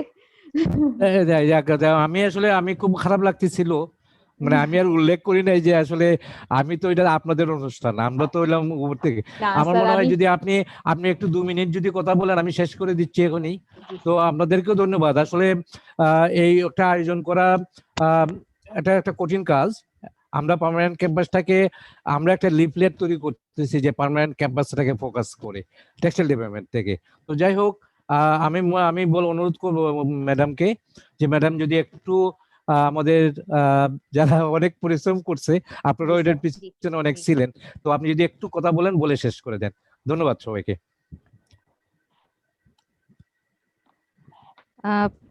অসংখ্য ধন্যবাদ। আমাদের চেয়ারপারসন স্যার অনেক সুন্দরভাবে সব ছাত্রদের উদ্দেশ্যে অনেক কথা বলেছেন। আমি প্রথমেই আমাদের পার্মানেন্ট ক্যাম্পাসের ছাত্রছাত্রীকে অভিনন্দন জানাই যে তারা খুব সুন্দরভাবে একটা প্রথমবারের মতো এই ধরনের একটা প্রোগ্রাম অর্গানাইজ করতে সক্ষম হয়েছে, এবং আমি আশা রাখি যে আগামীতেও আরো তাদের ডিপার্টমেন্টের উন্নতি খুব ভালোভাবে যেন অগ্রগতি হয়, সেই বিষয়টাকে খেয়াল রেখে সবাই পার্টিসিপেট করবে এবং সামনের দিকে অনেক দূর এগিয়ে যাবে। কারণ আমাদের যে পার্মানেন্ট ক্যাম্পাসের যে প্লেসটা, যেখানে টেক্সটাইল ইঞ্জিনিয়ারিং ডিপার্টমেন্টের জন্য খুবই ভালো একটা জোন আমি মনে করি, এটার ফিউচার খুবই ভালো। এবং আমাদের যে শিক্ষকরা আছেন টেক্সটাইল ডিপার্টমেন্টের, আজকে আমাদের অনেক শিক্ষক এখানে জয়েন করেছেন, আমাদের সিনিয়র শিক্ষকরা। আমি সকল স্যারদেরকে অসংখ্য ধন্যবাদ জানাই আমাদের এই ধরনের প্রোগ্রামে আমাদের ছাত্রদের সাথে, মানে ছাত্রদেরকে সাহস জুগিয়ে এতক্ষণ ধরে আমরা সবাই আছি। আর সবার উদ্দেশ্যে বলবো যে আমাদের চেয়ারপারসন স্যার স্টুডেন্টদের জন্য উনি অতি অচিরেই আমাদের পার্মানেন্ট ক্যাম্পাসে যে ফিল্ড গুলোতে যেগুলোতে ল্যাক আছে সেগুলো কাভারের জন্য চেষ্টা করছেন, এবং আমরা আশা করছি আগামী সামার সেমিস্টার শুরুতে হয়তো বা ছাত্ররা কিছু ল্যাব ফ্যাসিলিটিস গুলো যেটা আমরা এখনো দিতে পারি নাই, সবই পেয়ে যাবে। তো সব মিলিয়ে আমার মনে হয় স্যার আমরা খুব ভালো একটা সম্ভাবনা দেখতে পাচ্ছি। আর সবাইকে আবারও অসংখ্য ধন্যবাদ আমাকে সুযোগ দেওয়ার জন্য কথা বলার। সবাই ভালো থাকবেন। সুব্রত বাবু আপনি শেষ করেন, কথা বলে একটু। আসসালামু আলাইকুম সবাইকে। থ্যাংক ইউ সবাই এতক্ষণ ধৈর্য ধরে এই প্রোগ্রামটাতে পার্টিসিপেট করেছেন, এবং আমি স্পেশালি ধন্যবাদ জানাবো আমাদের pro VC sir professor doctor Mohammad Abdur Razzaque স্যারকে।